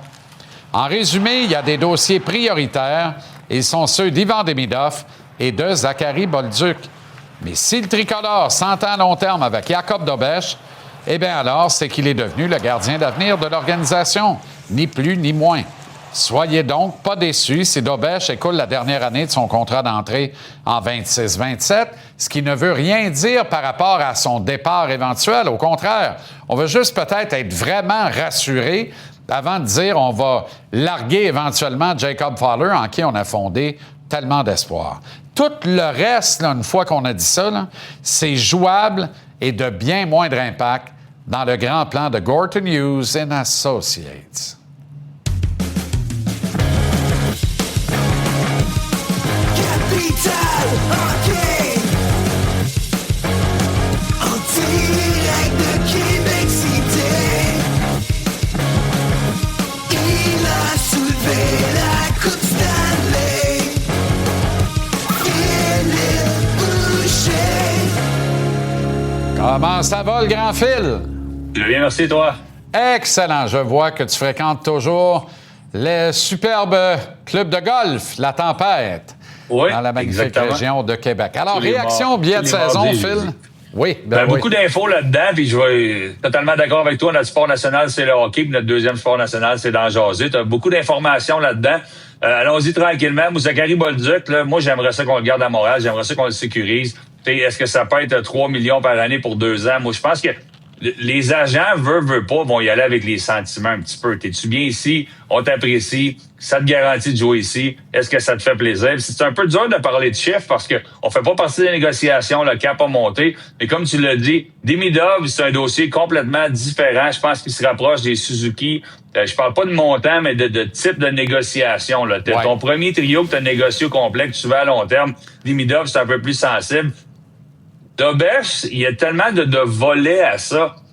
Si tu parles à l'agent puis il veut avoir un contrat faramineux, moi j'attends. T'as pas de presse. Puis si tu le laisses jouer la saison prochaine, tu vas avoir une réponse sur Dobech, tu vas avoir une réponse sur Fowler. Moi, je serais surpris, à moins qu'on ait cherché un joueur d'importance là, de grade A, là, un des meilleurs joueurs de la Ligue nationale pour venir avec les Canadiens. Tu bougeras pas tes bons jeunes joueurs, tu bougeras pas tes deux jeunes gardiens de but parce que Dobech a eu une bonne saison, mais tu sais jamais, tu vas avoir la réponse de Fowler. Moi, ce que j'essaierais de faire, c'est de voir, est-ce qu'on peut avoir un contrat raisonnable? Est-ce qu'on peut dire à Fowler, tu es le gardien de but partant l'année prochaine, gardien de but numéro 1, on va te donner 4,5, 5 millions sur 5 ans. À Dobech, tu veux dire? Oui, excuse-moi, à Dobech. Ouais.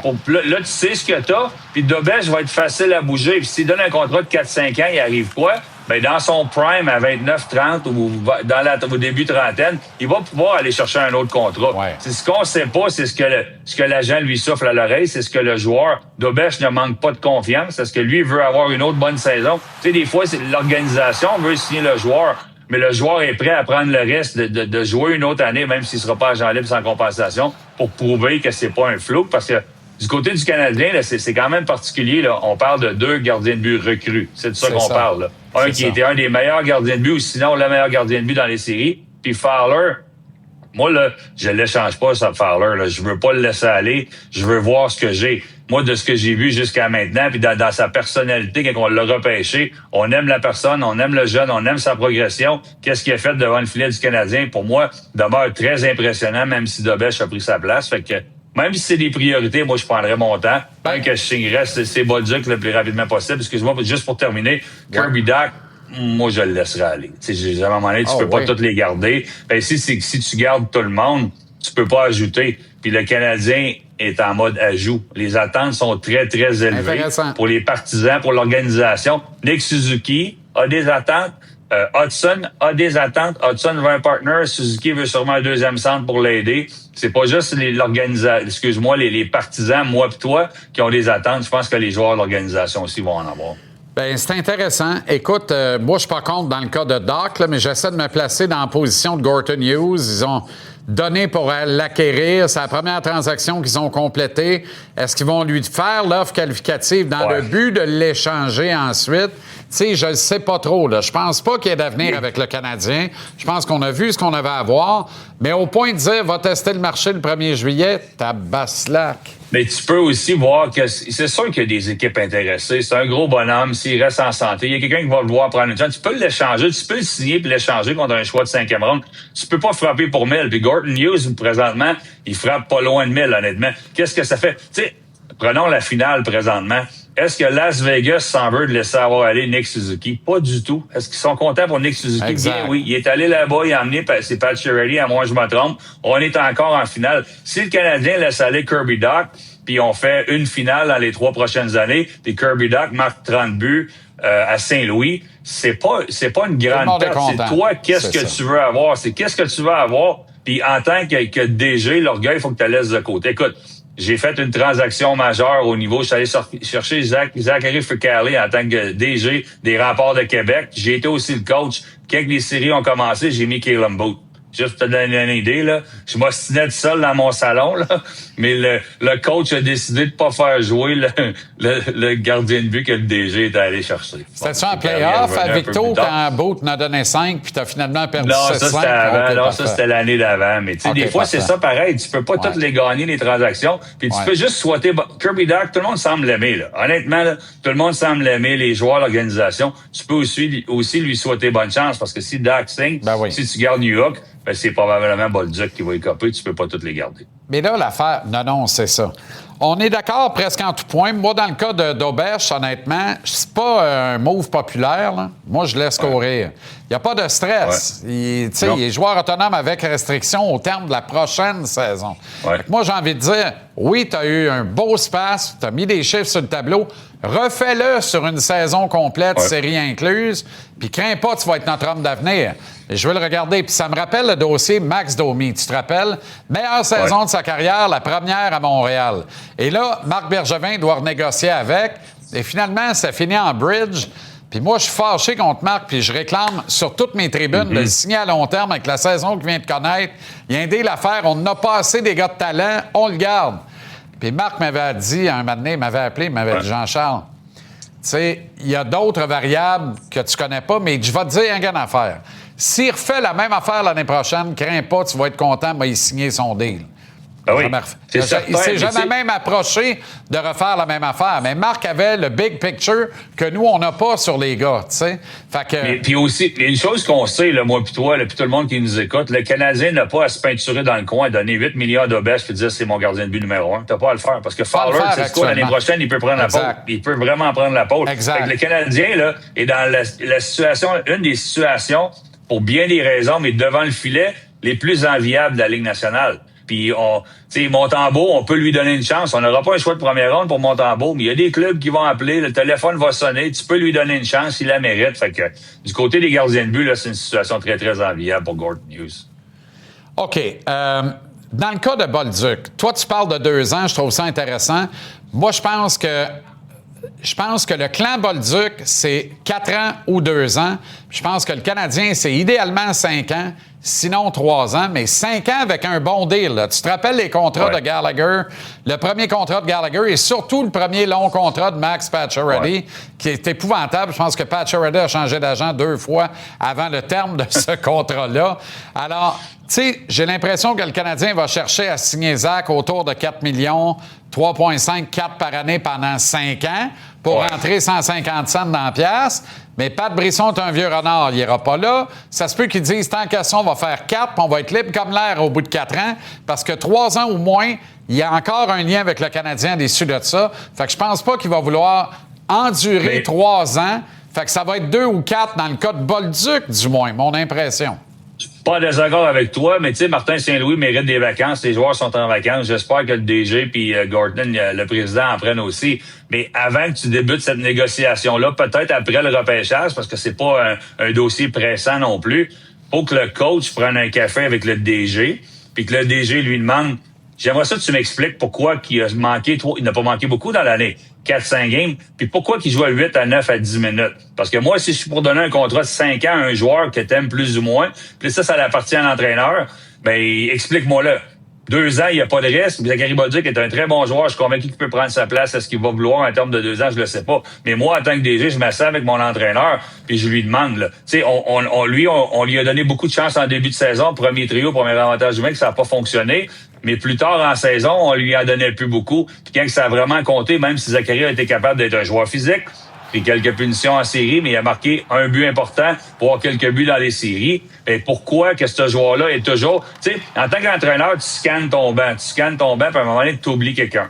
Puis ça arrive, là, puis après ça, tu te dis, Colin, j'aurais dû le faire jouer plus. J'ai regardé la game le lendemain, il a mieux joué. Mais Zachary Bolduc, plus souvent qu'autrement, quand Martin Saint-Louis regarde son banc dans plusieurs options, c'est lui qui demeure sur le banc versus Doc ou d'autres personnes. Fait que moi, en tant que DG, avant de m'en aller vers un 3, 4, 5 ans, même si je pourrais sauver de l'argent, même si je pense que c'est un bon joueur, c'est sûr que je vais avoir une conversation avec mon entraîneur-chef. Excellent. Puis je pense qu'ils l'ont déjà eu d'ailleurs. Assurément. Parlant d'entraîneur-chef, il y a visiblement un effet Joel Kenville et un effet John Tortorella. Parce que Peter Laviolette, qui l'eût cru, le méchant d'un film de Disney, c'est comme ça que je l'ai toujours qualifié, back and track à Los Angeles, on prête des intentions Oilers de donner le job à Mike Babcock, Phil. Qui l'eût cru? Écoute, il y a cet effet-là, je suis 100% d'accord avec toi. Les vétérans reviennent dans la Ligue nationale, font une bonne job. Kenville a fait une job extraordinaire. Torts, c'est Torts. On va le voir, on va le regarder ce soir. Mais permets-moi de parler de Toronto. Je voulais t'en parler hier. Évidemment, j'oubliais, mais notre chumé, voyons, tabarouette, l'ancien défenseur là, qui a repris du service out of the blue. Il a été à Ottawa longtemps comme coach, puis ainsi de suite. Plus tôt cette année. Ouais. Mais non. moi, ce que je veux dire sur Toronto, là, c'est Pavelski, il est dans les rumeurs, tant mieux. On voit l'effet Martin Saint-Louis, un gars qui est respecté, qui est impliqué dans l'hockey mineur, qui reviendra peut-être. Mais moi, je suis content. Vous l'avez mis sur TVA Sport, à moi je me trompe. 50 entraîneurs rencontrés pour les Maple Leafs de Toronto. J'ai rêvé ça, JC. J'ai vu ça hier soir. Moi, j'avais vu.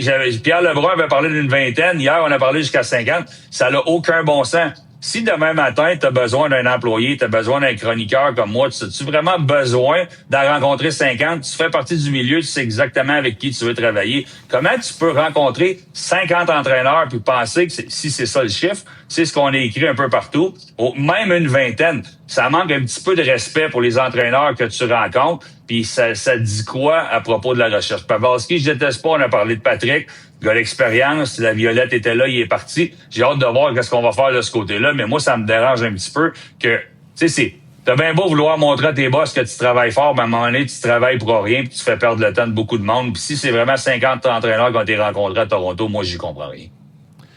Only in Toronto, Phil. C'est ça. C'est comme ça que ça se passe. Il y a Lindy Ruff aussi. C'est pas le gars que je cherchais, mais Lindy Ruff à Buffalo. Fait que, il y a un effet du retour. Là. Il nous en manque un. Absolument. Elle dit, je dormirai pas à soir si on ne le trouve pas. Là. Nommez-moi il est dans la ligue présentement, moi, le trouver. Oui, puis quand la saison a fini, il a tiré tout son club en dessous de l'autobus en disant que c'était des Crétaka puis des ci puis des ça. Columbus, voyons. Rick Bonus. Voilà, Rick Bonus. Merci. On l'a trouvé. Bon, bonsoir, bonne nuit. Tabarouette. Oui, c'est fait. OK. Un mot sur les clauses de non-échange, Phil? Ben, je pensais à ça. À la radio, aujourd'hui, j'entendais parler beaucoup de ça. Puis Larkin demande de partir. Puis là, il y a de plus en plus de joueurs qui vont le demander. Moi, j'en ai signé plein de contrats junior majeur avec des joueurs. Puis c'était pas bien compliqué. Je veux t'échanger. Je vais respecter la clause de non-échange. Tu veux partir, t'es pas heureux, tu peux aller jouer n'importe où. Puis je comprends pas comment ça marche pas comme ça dans la Ligue nationale. Oui, le joueur, exemple Larkin, a mérité, travaillé fort, a mérité sa clause de non-échange, mais si t'es pas heureux chez nous, tu nous dicteras pas où tu vas aller. Assurément, les agents dans la Ligue nationale sont plus rusés un petit peu, mais pourtant, j'ai fait avec les Alan Walsh, avec des Pat Brisson, avec des entraîneurs, des agents d'expérience. C'était la clause qu'on avait. Puis j'ai de la misère à comprendre qu'un joueur veut partir, peut faire respecter sa clause de non-échange, mais on en reparlera une autre fois. On n'a pas beaucoup de temps. Très rapidement, sur l'étalement urbain, on veut construire des buildings dans les centres-villes. Les Stars ont leur aréna là, une aréna extraordinaire d'ailleurs, avec une ambiance délirante. On veut sortir du centre-ville, s'en aller à Plano en banlieue. Qui le cru dans un concept et un rapidement. Oui, 1 milliard de dollars. J'ai vécu à Plano. Ouais, j'ai vécu à Plano. C'est le real estate qui va avoir alentour. C'est une très belle place. On n'hésite pas. On avait un beau terrain. On avait déjà un beau stade de baseball au Texas. On en a fait un autre. Fait qu'on n'est pas gêné d'y aller de l'avant dans ce coin-là. Faire du real estate alentour de ça, ça va être une aréna spectaculaire. De l'argent là, hein? Pas mal. Le vieil argent. Le pétrole. Salut, le Phil. Merci. Bonne soirée. Bye-bye. Ça s'arrête en pause. On file vers Vegas où on va retrouver dans la cabine de description Alex Picard et Félix Séguin plus tard. Mais au retour, coup sur coup, c'est l'agitateur Antoine Roussel, la mise en échec Renaud Lavoie et les séries LNH, les dossiers du Canadien dans l'œil aiguisé d'Alexandre Daigle et Maxime Lapierre. Restez là.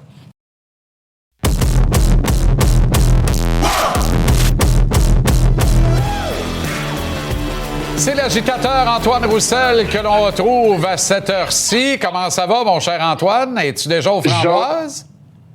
Non, pas framboise au soccer, mon cher Jean-Charles. Écoute, en arrière de toi, il y a tout un match. Je pouvais pas te le filmer, le soleil était en plein dessus, mais bref, gros match de soccer. Les U6 contre les Bleus contre les Turquoises, c'est impressionnant. Bon, bien, s'il fait trop soleil, on va mélanger les couleurs, là, bleu contre turquoise, mais enfin. Alors, avant de parler de la finale de la Coupe Stanley, très relevée d'ailleurs, tu veux absolument parler de la possible candidature de Mike Babcock pour débarquer derrière le banc des Oilers d'Edmonton. Non, mais Jean-Charles, est-ce que j'ai bien entendu la question? Mike Babcock, non, mais tu sais, pour vrai, là, ils peuvent pas nous arriver avec quelque chose d'autre que Mike Babcock sur toute... Non, mais quand j'ai entendu cette rumeur-là, / nouvelle, je me suis tout simplement dit, non, mais ils me niaisent dessus. Ils ont-tu parlé à certains joueurs, ces gars-là? Dans un moment donné, tu évolues dans une nouvelle Ligue nationale où la méthode forte fonctionne plus vraiment, où faut que tu sois capable de gérer les nouvelles générations, où la communication, faut que ça soit un fait d'armes. Toi, en tant qu'organisation, tu penses que c'est une bonne idée d'arriver à parler avec Mike Babcock, le gars qui a embarrassé un gars comme Mitch Marner devant ses coéquipiers en demandant c'est qui il l'a pris dans son bureau, il a demandé c'est qui le pire coéquipier que tu penses dans ton équipe, écris-les sur un papier, un crayon, boum, il lit le papier devant toute la chambre. Non, mais tu penses-tu que c'est une bonne idée, ça? Après ça, Columbus prend le téléphone de tout le monde. Tu vois bien que c'est un gars qui connaît pas ça. Bref, j'ai jamais entendu, Jean-Charles, un vétéran, que ça soit de la vieille école, puis je parle, tu sais, des gars des années 80, tu sais, quand t'es né en 1980, la vieille école. Pas un seul gars, j'ai entendu me dire une bonne affaire à propos de ce gars-là. Puis même les plus vieux. Écoute, c'est un nom sur toute la ligne pour moi, mais il y a une bonne affaire. Si c'est lui qui prend le poste, une chose est sûre, Connor McDavid va devenir disponible dans un an. Tu peux le prendre comme chèque, l'amener à la banque. Ça, c'est du cash. Ah, puis Léon Draisaitl, la même affaire. Mais tu sais, la seule explication... C'est quoi, j'avais même pas pensé à Léon. Ça m'avait même pas traversé l'esprit. Il risque de vouloir sortir de là avant McDavid. Mais tu sais, la seule explication logique, là, elle trouve son essence, tant qu'à moi, dans le succès de Canville à Anaheim, le succès de Ruff à Buffalo, le succès de Rick Bowness, bien que ça n'a pas fini comme il voulait, mais quand même, le succès de John Tortorella à Vegas. Alors, tu sais, il y a un retour aux entraîneurs de la vieille école. Mais non, mais il y en a Canville. Il y a un parallèle intéressant à faire entre Canville et Babcock. Puis, tu sais, Canville a une approche différente, dit-on, à Anaheim, du gars qui était à Chicago à l'époque. Un peu moins tough. T'as raison. Oui, mais t'as raison, mais Canville et Babcock vont pas dans la même phrase, selon moi. Canville a pris une jeune équipe, des jeunes joueurs, puis les a amenés au sommet. Tu sais, il est capable de communiquer. Il est pas dans une dans une attitude où il faut qu'il embarrasse des joueurs, où c'est la méthode dure. Écoute, j'ai joué avec des gars qui ont joué, les Patrick Sharp, les Andrew Ladd, ils ont joué pour Canville là-bas. Juste des bons mots. Pourquoi? Parce que c'est un coach qui est exigeant, mais qui est fair. Tu sais, quand t'as un coach qui est exigeant puis qui est fair en tant qu'athlète d'élite, c'est ça que tu veux obtenir. Pas rien de moins, mais tu veux du respect. Puis je pense que elle est là la différence. Pour moi, il y a une ligne qui est vraiment marquée. Puis Tortorella arrive dans une situation, là, il est dans une équipe vétéran. Tu sais, je veux dire, c'est juste appuyer sur les bons boutons comme un bon DJ. La musique, elle existe déjà. Fais juste mixer un peu de même, là, Jean-Charles, tu sais, comme tu fais souvent à ton restaurant, là. Ah oui, bien sûr, bien sûr, bien sûr. Au contrôle musical, aux tables tournantes. Mais là... oui, un disque jockey! Disque Joker. Parce qu'il y a toujours un bon gag qui accompagne une bonne toune. Fait que je suis un disque Joker. Bref, anyway, n'allons pas là. Non. Mais, tu sais, je pense à ça, Babcock, là. Pourquoi pas un gars qui a connu du succès à Calgary, dans la même province?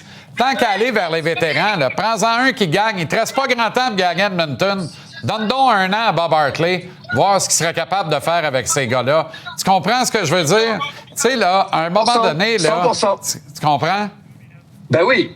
Écoute, tant qu'à prendre un gars, tu vas prendre un gars qui, premièrement, cette année, il coachait, il reste actuel. Tu vas prendre un gars que, dans les 10 dernières années, il a gagné quasiment partout où il est passé. Tu vas prendre un gagnant. Puis je le sais que Mike Babcock a gagné 2 fois la Coupe Stanley, mais pour moi, c'est pas pareil. Pas que c'est pas pareil, mais ça fait longtemps qu'il n'a pas coaché.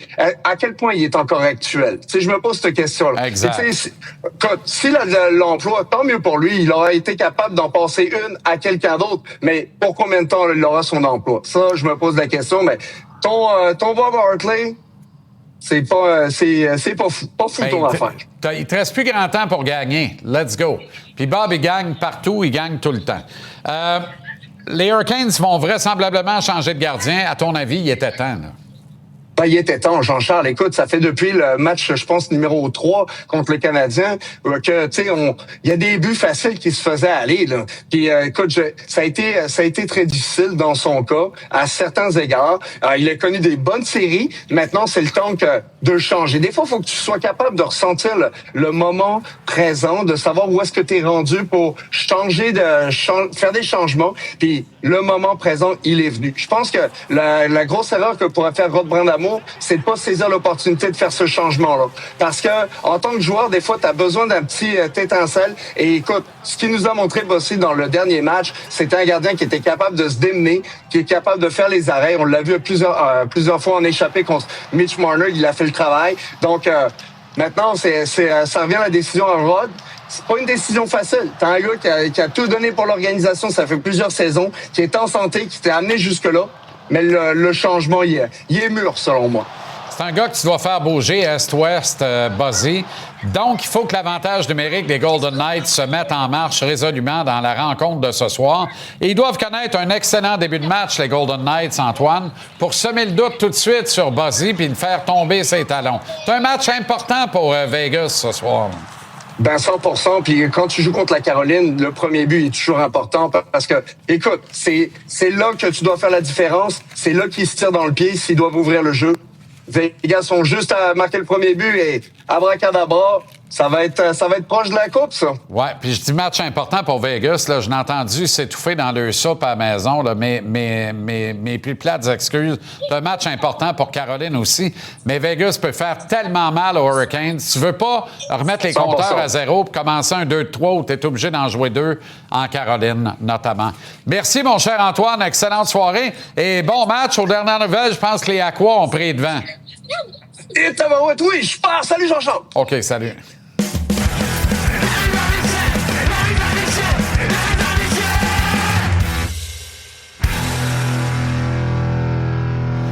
On retourne au T-Mobile Arena à Vegas, aux abords de la glace.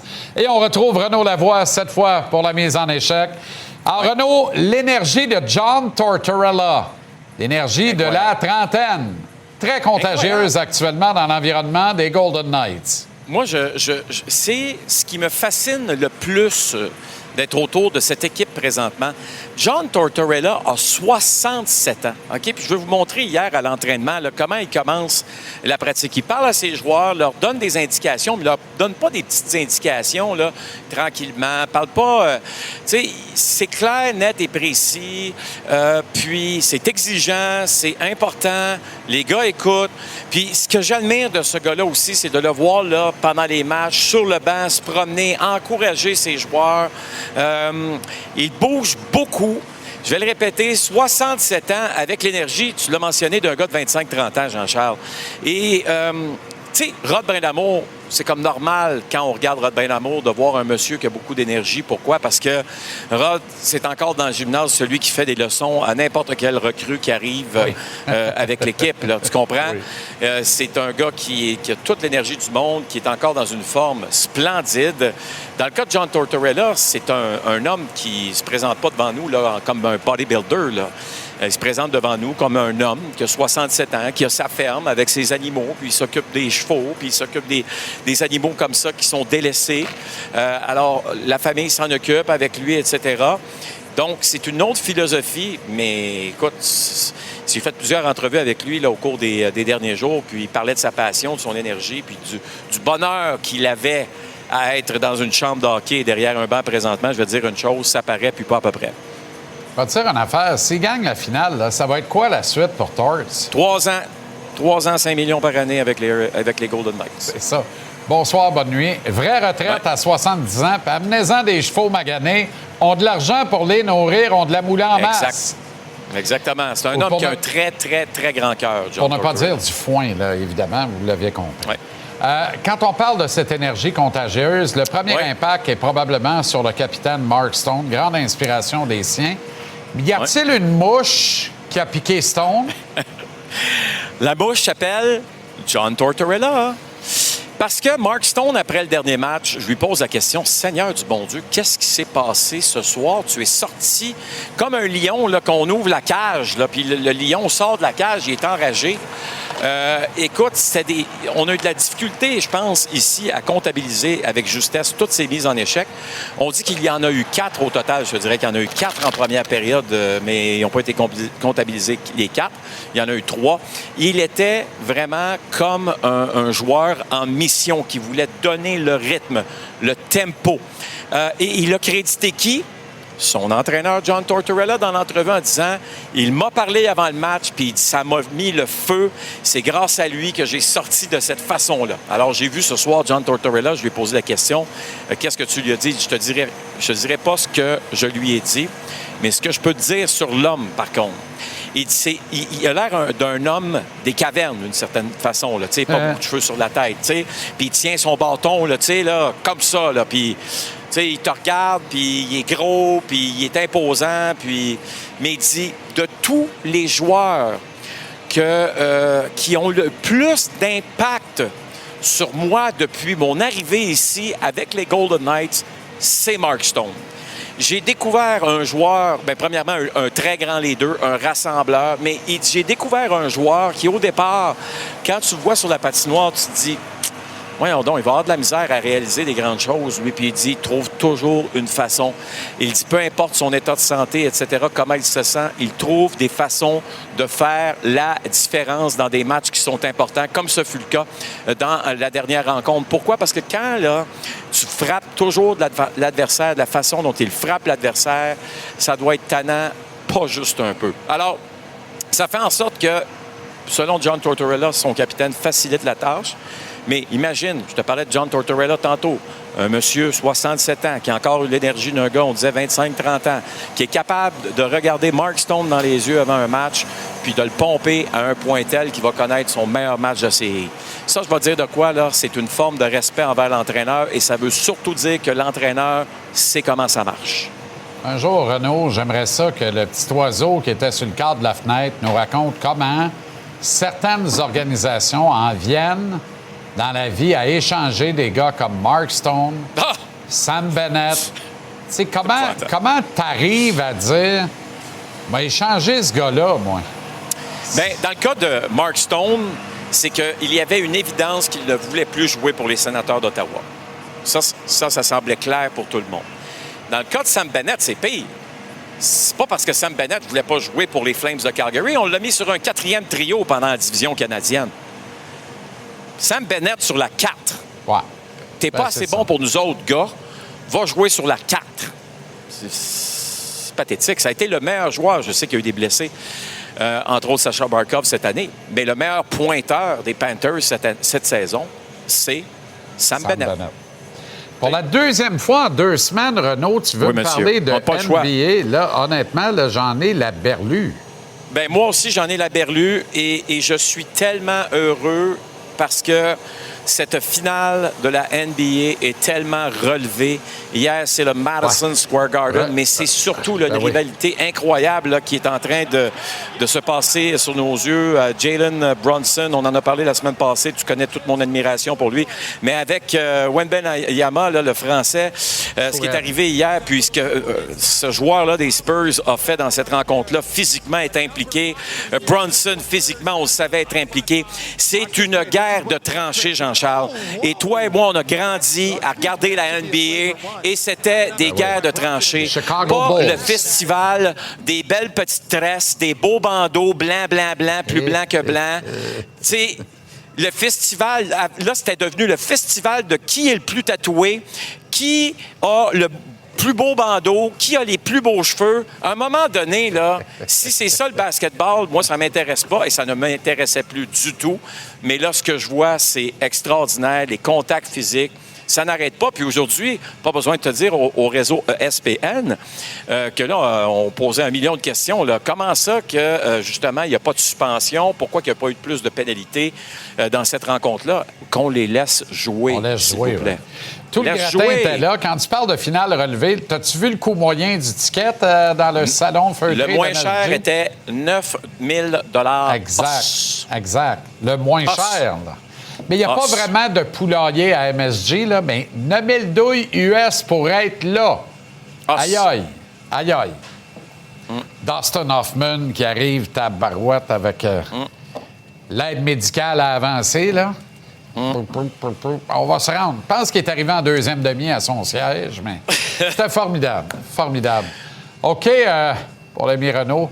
Bonne soirée, bon match. Ça commence dans les prochaines minutes avec l'avant-match.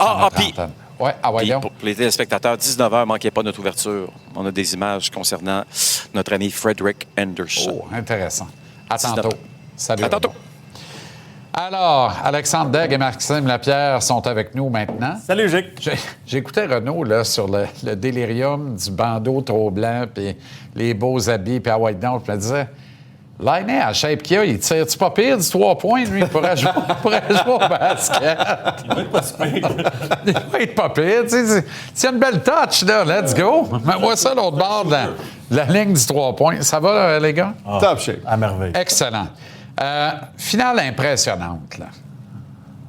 Je sais pas si c'est la meilleure depuis quand, mais c'est déjà la meilleure depuis un méchant bout, là.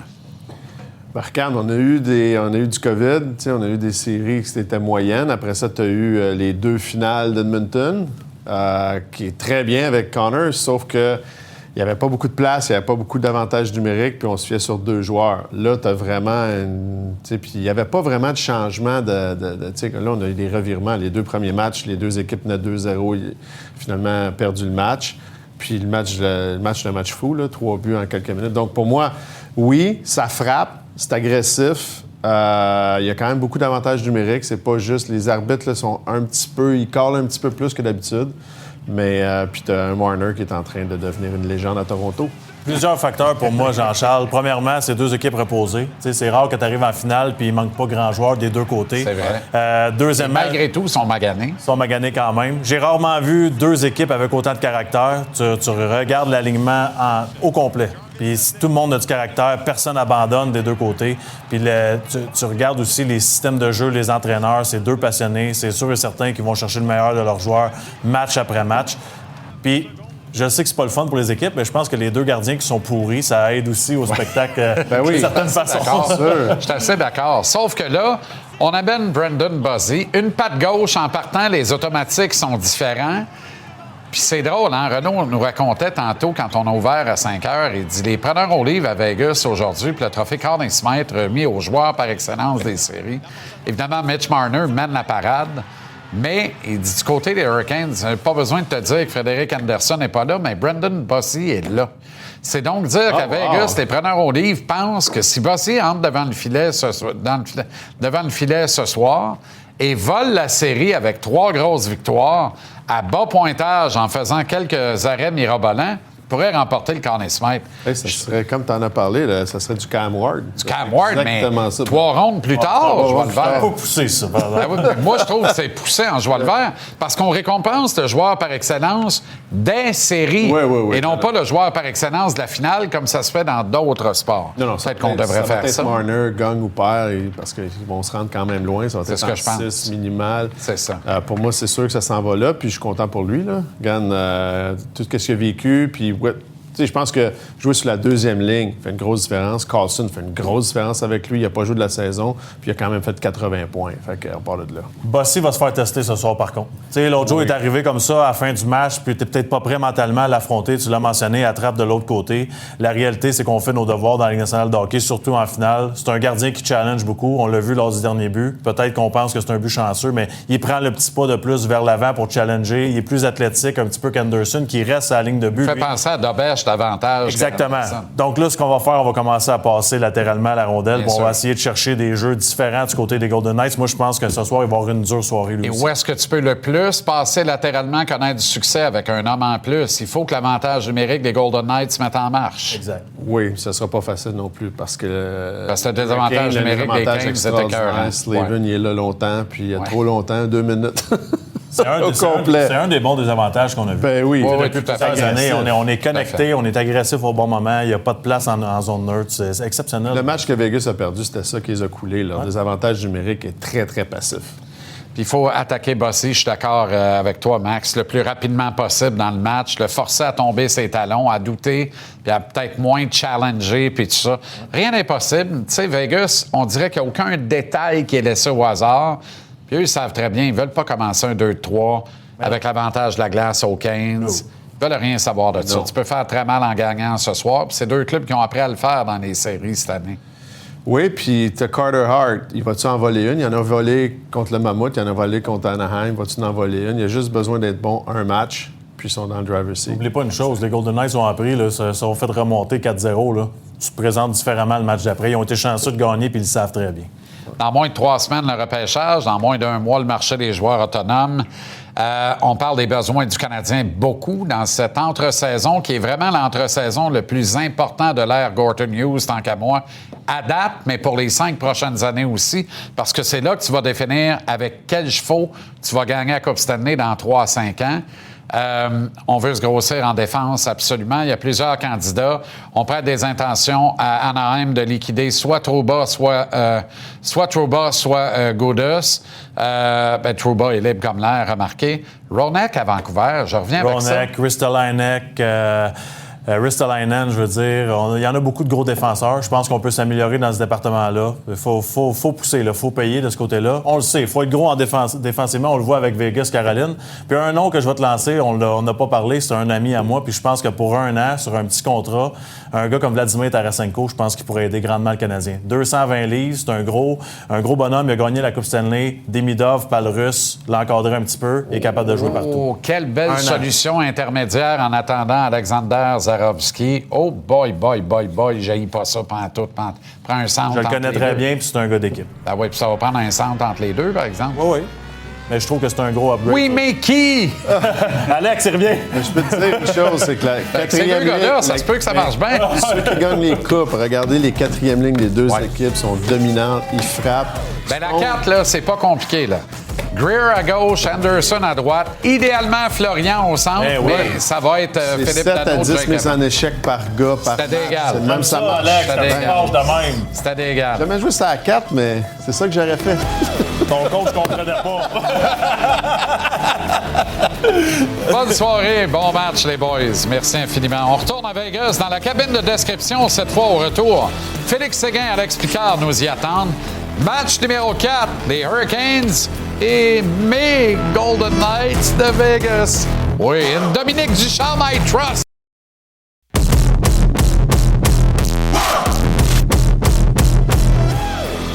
Félix Séguin et Alexandre Picard sont dans la cabine de description T-Mobile Arena, Las Vegas.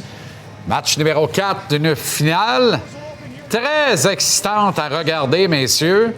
À commencer par le phénomène de l'attaque. On s'attendait à ce que les Hurricanes refassent le coup, éteignent littéralement les Golden Knights. Et pourtant, Félix, avec ton œil de chat, tu arrives avec des statistiques pertinentes sur le total effarant de buts qui se marquent jusqu'à maintenant. On est peut-être en route vers un record.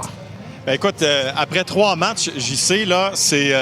Dans les 40 dernières années, c'est la finale avec le plus de buts après 3 matchs. Puis quand on remonte dans l'histoire, le plus de buts marqués au total, au combiné par 2 équipes après 3 matchs de la finale, c'était la finale de 1981 entre les North Stars du Minnesota et les Islanders de New York. À ce moment-là, JC, c'était Gilles Meloche contre Billy Smith. Ben oui! Hey, je me rappelle de ça. 715 pour Gilles Meloche dans cette série-là. Oui, puis c'était... Puis c'était en mai, la finale, à l'époque, puis il faisait tellement chaud au printemps 81 qu'on regardait ça après s'être baigné à la maison en campagne à Granby. Qui l'a cru? Je me rappelle très bien de ça. Alors, 30 buts après 3 matchs dans cette finale de 1981. 1932, on n'était pas là. 1918 non plus. 1973, JC n'était pas vieux. J'allais te dire qu'il faisait un froid de canard, puis qu'il a neigé pendant la finale de 1932. Mais JC, c'est une énorme surprise parce que, tu te souviens, Alex, avant le début de la finale, on disait, OK, l'attaque des Golden Knights contre la défense des Hurricanes, une défense étanche, celle des Hurricanes. Puis là, tout prend le bord. Là. Même Rod Brindamour le sait très bien qu'il n'y a rien qui compte en ce moment. Là. Les 2 entraîneurs, en fait, n'ont aucune façon de l'expliquer. Nous non plus. C'est 2 équipes qui sont parmi le top 15 en défensive dans la Ligue nationale en saison. Moins de 3 buts en moyenne par match. Et là, c'est tout le contraire depuis le début de cette série finale. Mais c'est quoi? On va pas s'en plaindre. Ça fait de la bonne télévision. Exact. Tu sais, j'y sais, dans le match 2, là, on va dire ce qui se passait dans nos têtes. C'était 2-0 Golden Knights. En 3e. Et mi-chemin en 3e, je regarde Pic quelque part en 3e. Je dis, bon, ben on s'en va à Las Vegas avec les Golden Knights en avance 2-0. Quelle erreur de ma part. Les Hurricanes qui gagnent le match. Puis, évidemment, dans le dernier match, À 4-0, Golden Knights avec 12 minutes à faire? Ben là, OK, hein, c'est dans la poche. Un retour sur 4 buts, vraiment, là, c'est ça qu'il y a d'extraordinaire dans cette finale-là. La grande beauté, la grande force du sport, la drama en direct. C'est le dernier bastion du théâtre extrême dont on ne connaît pas l'issue. C'est formidable. Puisqu'on regarde le tableau encore en régie, si vous permettez, parce que c'est très intéressant, ce tableau-là, parce que, Félix, moi, je me rappelle très bien également en 1980, l'électrisant Pelle Lindbergh conduit les Flyers jusqu'à la finale. Mais encore une fois, les Islanders et notre regretté collègue Mike Bossy était partie prenante de ce délire, pour ne pas dire déluge de buts en 80 et en 81 après 3 matchs de chacune des finales. Et on ne l'oubliera pas. Puis évidemment, en 73, ben, c'est quand Henri Richard a dit à Al McNeil, « Tasse-toi, on va coacher, Armand. » Puis le Canadien a finalement gagné la Coupe Stanley ce printemps-là. Ben moi, je veux revenir sur 1973, puis je sais pas si on peut montrer le tableau puis changer le sujet vers les gardiens de but, parce qu'à moi, après le dernier match, je me suis dit, c'est sûr que ça doit être un des pires taux d'efficacité combiné des deux gardiens de but dans une finale. Puis sais-tu quoi? J'avais pas mal raison. Encore une fois. Là. Anderson, Hart, taux d'efficacité de 843 jusqu'à maintenant. Puis en 1973, là, ben, c'est ça. Dryden, Esposito, 850. J'ai regardé le pointage de cette série-là. Il y a eu 2 matchs qui se sont terminés par la marque de 8-7, un de 8-3. Mais là, en 2026, d'avoir des chiffres comme ça pour des gardiens de but en finale de la Coupe Stanley, c'est inacceptable. Tony Esposito, Chicago. Lemelin et Moog, c'est Boston contre Fuhr et les Oilers. Et Don Beaupré partageait avec Gilles Meloche contre Billy Smith, dit la hache, chez les Islanders en 81. C'est sensationnel. Puis on n'est pas à l'abri de voir Carter Hart se faire sortir du match puis de voir Aiden Hill ce soir non plus. Hein? Eh bien, ça serait ça aussi, récent, c'est possible. Ça. Parce qu'on va voir Brandon Bossy. Ça, je pense que c'est le secret le moins bien gardé à Vegas actuellement. Oui, on n'a pas la réponse. On a parlé avec Rod Brindamour tout à l'heure, avec les diffuseurs. Il nous a pas donné la réponse non plus. Tout ce qu'il nous a dit, je sais, c'est que Brindamour, ça lui a pris 3 minutes. Il a consulté son entraîneur des gardiens, puis en 3 minutes, la décision était prise. Quelle est cette décision? On va le savoir durant la période d'échauffement. OK, la punition Seth Jarvis pour avoir lancé la rondelle chez les spectateurs fait jaser en 30 secondes. Oui, Pic, veux-tu y aller? Bien, fait jaser parce qu'on n'a pas demandé de révision. Les officiels se sont consultés et là, on a vu un juge de ligne parler à un officiel mineur au banc et c'est là que Jordan Stahl, le capitaine des Hurricanes, n'a pas apprécié parce que c'est comme si on lui donnait des secrets. Et là, on faisait le parallèle. Hier, on est allé voir le match des Aces et la reprise maintenant qu'on peut demander révision pour une prise. Pourquoi ne pas faire la même chose pour le hockey? La Ligue nationale de hockey a tous les angles possibles. Pourquoi pas regarder pour s'assurer si la rondelle était bel et bien sortie? Restez là, ça commence dans 20 secondes. Merci, bonne soirée, bon match. On vous regarde et vous écoute avec grand intérêt. Nous sommes le 9 juin, il y a 33 ans aujourd'hui, le Canadien soulevait la Coupe Stanley. La prochaine est pour quand? On la voit maintenant. La voyez-vous? Comme la lueur au bout du tunnel. En attendant, ce sera Vegas ou Caroline. Ça commence maintenant. Demain, on remet ça dès 17h pour notre jasette de sport quotidienne. Merci à l'équipe et à vous autres. Salut, à demain. Bon match.